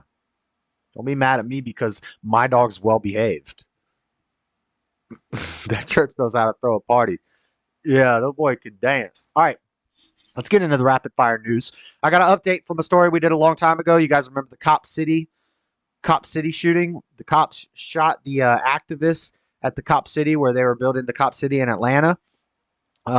Prosecutors will not seek charges against troopers in shooting of Cop City activists. So, shocking. I thought they were going to... Your dog's an asshole. Cops were... I thought they were going to throw the book at this cop. Remember this hippie got shot? Well, the prosecutor announced Friday that he will not charge Georgia state troopers for their fatal shooting of an environmental activist. Mountain Judicial Circuit District Attorney George Christen said the trooper's employment of deadly force against Manuel Paez-Terán, 26, was objectively reasonable. Remember, people were freaking out about this. We talked about it in a show when it happened a long time ago.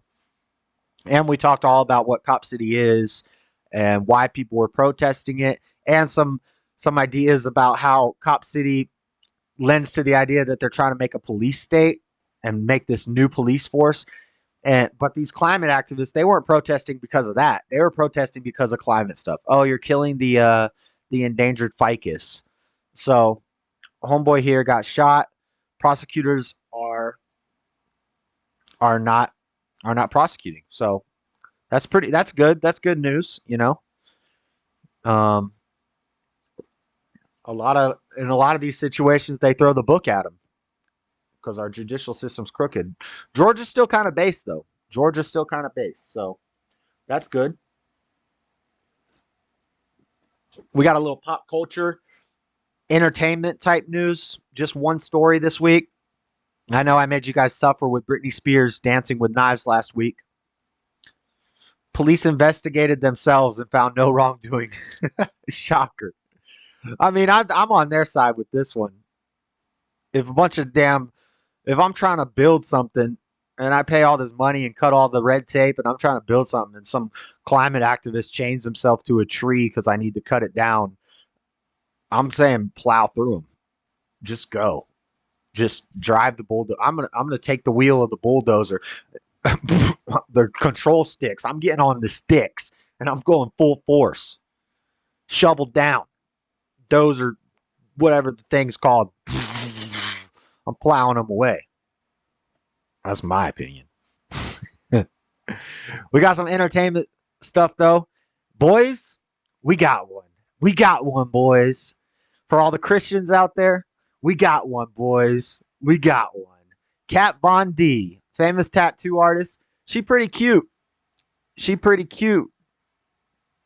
Kat Von D shares video of baptism after giving up witchcraft. Remember there was a tattoo show? She was on it. Kat Von D, whose real name is Catherine von Drachenberg, based name, shared the video of her on social media page with the caption, "Cross." This comes a little over a year after the famed tattoo artist publicly gave up witchcraft. The video showed loved ones at a church celebrating the tattoo artist's baptism. The cheering for Kat Von D exceeded well past the church as the post generated over 250,000 likes on Instagram. Let's watch.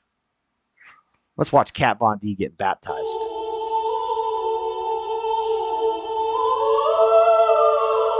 Oh. Look at all these tattooed demon worshipers. They're like, oh, our girl converted.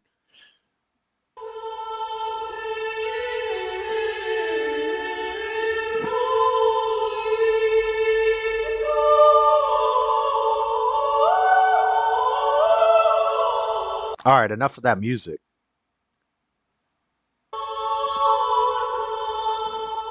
Catherine von Drachenberg, upon your profession of faith in the Lord Jesus Christ, and in obedience to his divine command, I baptize you, my sister, in the name of the Father, and the Son, and the Holy Spirit. Amen.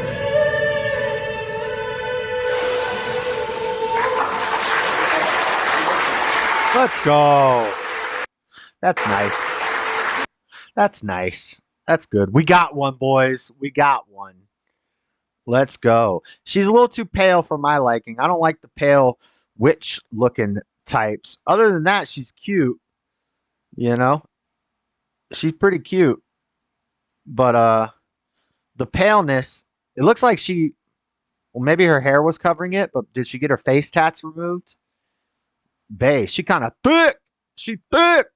Boys, we got one. We got one, boys. Let's go. Assuming it's real, but that's a real public profession of faith. A baptism is not supposed to be done in private. It's not supposed to be done to infants and babies who don't know what they're doing. It's a public profession of faith. And she made it very public. So I like that. You know, I think to go on Twitter and do it when you're a public figure, you know, give the glory to God. Let's go. We got one, boys. She looked kind of rough right here. She's a little too thick right there. What the? But she's very cute here. And she's got some color here. I don't like the paleness. I don't like the creepy pale stuff, but she's looking good right here. I said that now that she's a Christian, she's going to get a nice tan because Christians go out in the sunlight more than witches do. And Christians also have the light of God on them. So you get a nice tan. She's going to be a nice golden bronze, like Jesus. Jesus was a white man. He just had bronze colored skin because he had a good tan. You know, he looks like me when it's summertime. You get that nice bronze. You get that nice burnt brass skin tone. You know, it looks healthy, looks exuberant. She's going to look more like this and less like this. Let's go, Kat Von D. But now she's being accused of anti-Semitism. They're attacking her, of course. Accused anti-Semite Kat Von D renounces witchcraft, converts to Christianity. So, of course, they're going to come after her now.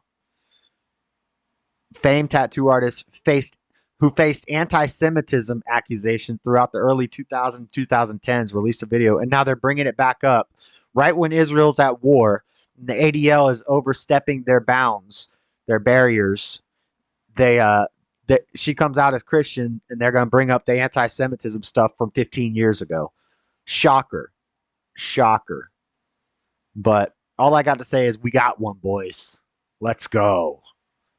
Now break up with that weird-looking guy you're with. All right.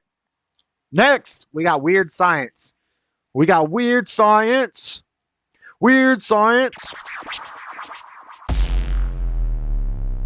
Oh, it's weird science time. Hold on. Let me read what chat's saying. For some strange reason, the roosters seem to get crazy in the winter. I appreciate your concerns, Latina. My dogs are totally fine unleashed. They never leave my sight and know when to attack. I only leave. Flora, you live in Guatemala. There's like a street dog every 5 feet. I don't think anybody cares about leashes in Guatemala.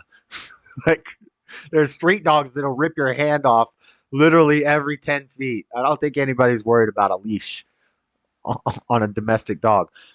Josh, you like the white girls to not look like country singer Sam Hunt's wife, Hannah? Look her up. Sam Hunt's wife, Hannah.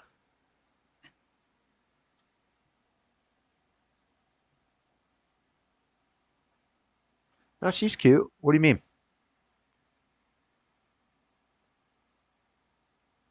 She's cute. Yeah. She could get it. She could get it. I like them thick and dark. I like my coffee like I like my women.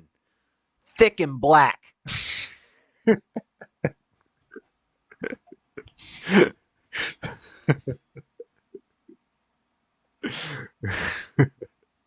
No, she's cute.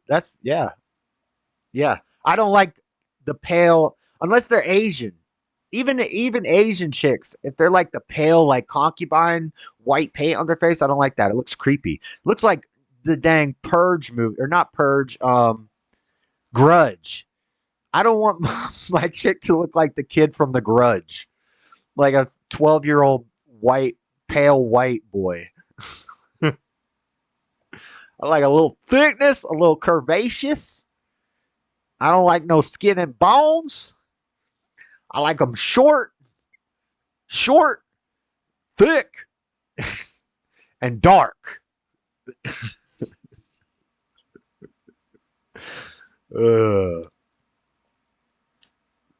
Okay, enough of that. Let's get into the weird science. Weird science. Here's a fun story.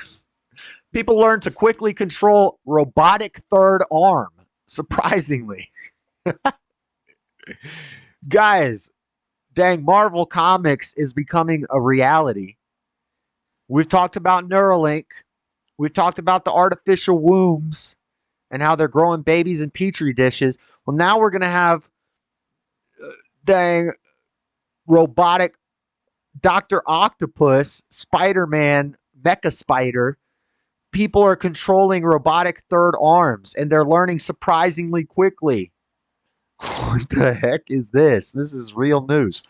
It's surprisingly easy to learn to operate an extra limb. A new study has found, despite the fact that humans haven't had to do it for millions of years. Wait, are you saying that in the past we had third arms? What kind of science is this? What sort of evolution is this? Are they saying we used to have an extra arm? Since some ancestral species lost their tails. Oh, come on now. Ain't no monkeys in my family tree. Admittedly, the study demonstrated the capacity to repurpose leg muscles rather than operate a true additional limb, but it could still open the door for better surgical outcomes. So we're going to have chips in our brains. We're going to have robotic forearms controlling lasers. Holy crap. I don't want to be part of this future. This is a very very crazy future we're headed towards, guys. It's going to get wild out there. Could you imagine how much better you could play Final Fantasy with an extra arm? I know I could type and attack and walk all at the same time. It would be crazy. Yeah. There's a plus. I guess that's a plus. People who damaged or amputated arms and legs can learn to operate prosthetic limbs quite quickly, but this just requires reorientating the brain circuits that have been with us since time immemorial. We also get the hang of tools quickly, but given what we learned about tool making and other primates, we're not primates. That's also probably an application of something our ancestors mastered a very long time ago. On the other hand, throughout our evolution, we have only had one other hand, so the idea of operating our own limbs and some extra robot ones as well is very new territory. Whatever brain circuits squid and octopuses developed, octopuses or octopi? Octopus? Developed to keep everything working harmoniously came along long after our last common ancestor. I don't got no ancestors in common with a dang octopus. Consequently, when an Anglo-Australian collaboration gave people additional limbs they can control at the same time as their hands, it was reasonable to expect things wouldn't go so well. Surprisingly, however, the suspects caught on very fast. Many tasks in daily life, such as opening a door while carrying a big package, require more than two hands. Man, the advances in science. So, Dr. Octopus is coming to a town near you with a Neuralink chip in their brain. Get ready, boys and girls. And that's it for Weird Science.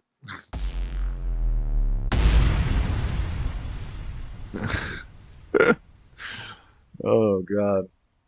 All right. I hinted at this earlier. More stuff about the Israel war. New York City pro-Palestine rally splits Democrats over Israel. So Democrats are like, do we support Palestine? Do we support Israel? Which one are we going to support? Governor Kathy Hochul and other leading Democrats blasted the rally as abhorrent and morally repugnant. That's, that was based of her. But how long before we start seeing more of these yellow I support Palestine signs on Facebook? Oh, it's coming.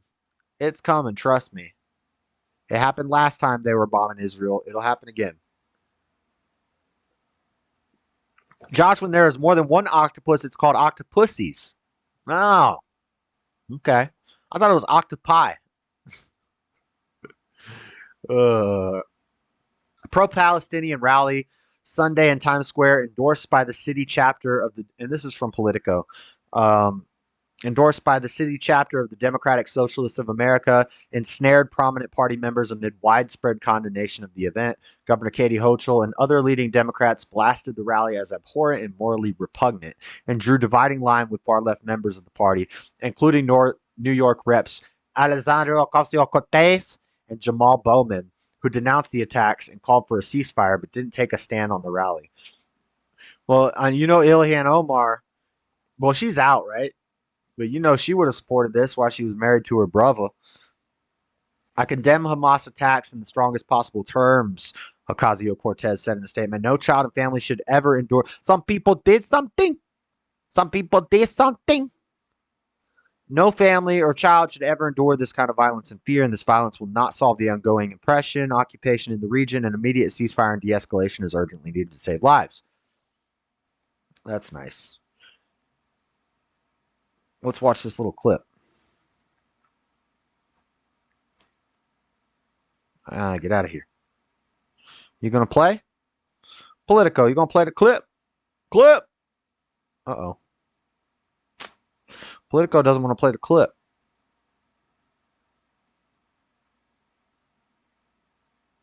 Well, I guess the clip ain't going to play. There's some pictures. Here, let me see if I can find it. Uno momento. Let's see if I can find a clip. Governor Adams pro-Palestine riots. Protests. Peaceful protests. Mostly peaceful protests. We are here to support that right.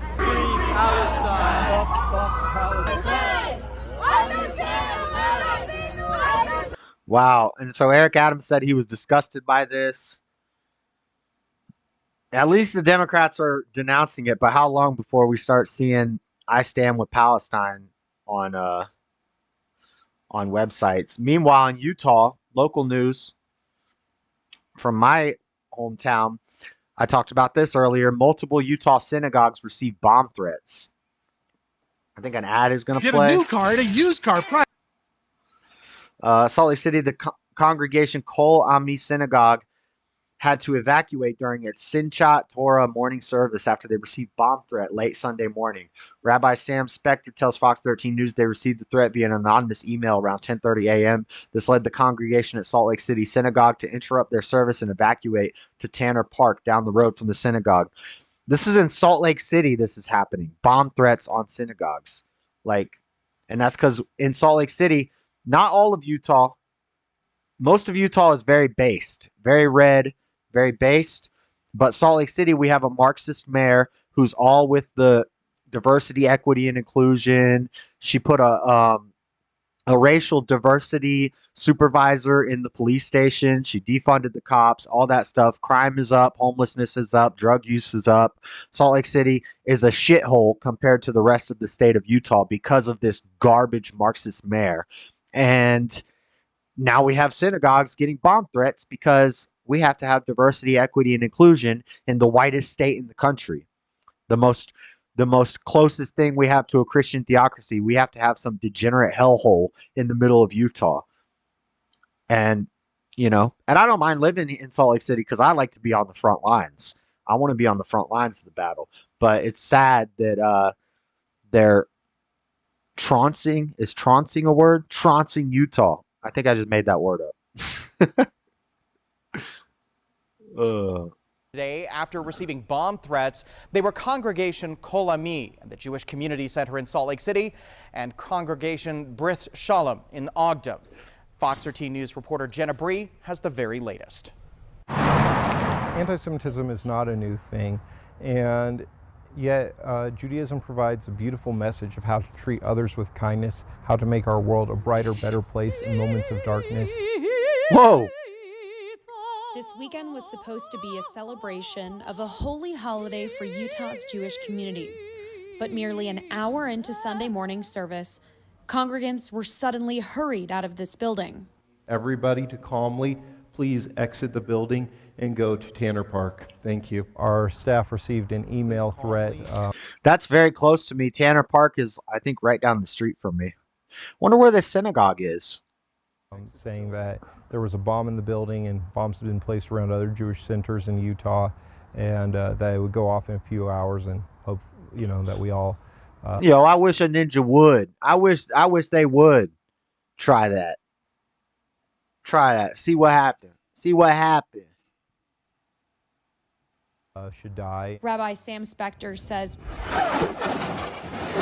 whenever there's conflict in Israel, the United States sees a rise in anti-Semitism. Fortunately, we had Salt Lake City Police Department here already. Yeah, that's because we got all the Muslims moving in. We have to do that for all of our services, given the rise of anti-Semitism here in the United States. Salt Lake City's Jewish Community Center was also threatened. Ogden police also confirmed Congregation Brit Shalom received a bomb threat today. Governor Cox shared his support for those targeted. In his statement to Fox 13 News, he wrote, quote, "We stand with unwavering support for Utah's Jewish community. Acts of terrorism will not be tolerated and are unconscionable." When an attack like this occurs, it signals to all of our minorities and also to the responsible. All right, enough of that. So, bomb threats, Utah churches. I got one article on the emergency alert thing. It already happened. Nothing really much happened. Conspiracy theorists fear emergency alert system tests will turn vaccinated into zombies. We got Corinne Jean-Pierre doing her press announcement, and all the alerts go off. I don't want to listen to that. I don't even really want to talk about this. Nothing happened. I think it was kind of blown out of proportion. One of those fake conspiracy theorists to one of those fake op conspiracy theorists used to basically expose the crazy people. Now, I think there might be something behind. They're doing the emergency alert thing because they want to get us scared about nukes. And so they'll say, the nukes are coming, emergency alert, to freak people out and control them with fear. But I don't think that it was anything that's going to turn us into a zombie or activate the nanobites. If it did activate the nanobites and it turned people into like Iron Man, that would be pretty cool. But that's not what happened. Nope, there you go. Okay, thanks everybody. I'm just kidding. I turned mine off. Really? All right. I know it's, well, it works. And why do they keep letting it go? Because mine, the second it started going, I just hit okay, and it stopped, and it was over. And I never did it again. She said they're going to be rolling, like it's going to keep happening. It happened once. I hit stop, and it stopped. Like, why are these people in the press room not just hitting end and turning it off? I don't get it. Anyway, enough about that. We got one more story in rapid fire news, and then I'm going to play Tyson James' newest released song, which is actually from his two sons. We'll talk about that in a second. Let me get to this last story. We got some historical news. Historical news! Prehistoric sandals were found from Fox News. Prehistoric footwear. They got ancient Air Force Ones stomping in my Air Force Ones. Prehistoric footwear was discovered in a Spanish cave by miners. Scientists revealed in a new study some 20 pairs of sandals are said to be at least 6,200 years old. What may have been the oldest pair of shoes in Europe were discovered in a cave in Spain and are now thought to be much older than scientists previously thought. About 20 pairs of sandals are at least 6,200 years old and possibly older. They got petrified and preserved.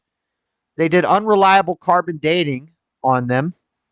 Remember, carbon dating is extremely unreliable, and you can't really trust anything they say. But apparently, they found 6,000-year-old sandals in a cave in Spain.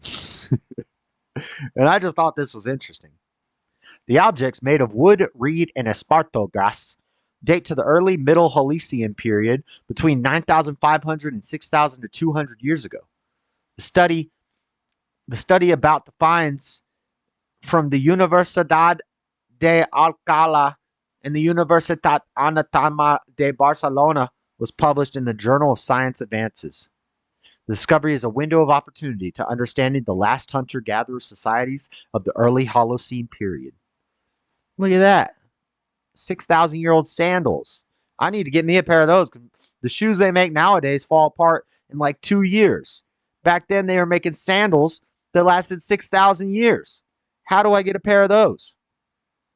Does Nike make those? Nike needs to start making those sandals. I want sandals made out of Ecotatar soto grass because apparently that's a very strong material.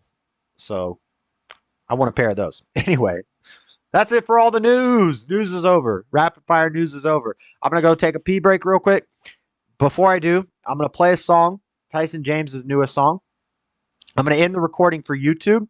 YouTube, if you want to see the full show, uninterrupted, unedited, uncut, you need to go over to rumble.com/user/the Dreaded Conservative Show, Monday nights, 5 p.m. Pacific, 8 p.m. Eastern. You need to hit like button on this video that you're watching. Subscribe to the channel, JS Urban Adventures on YouTube.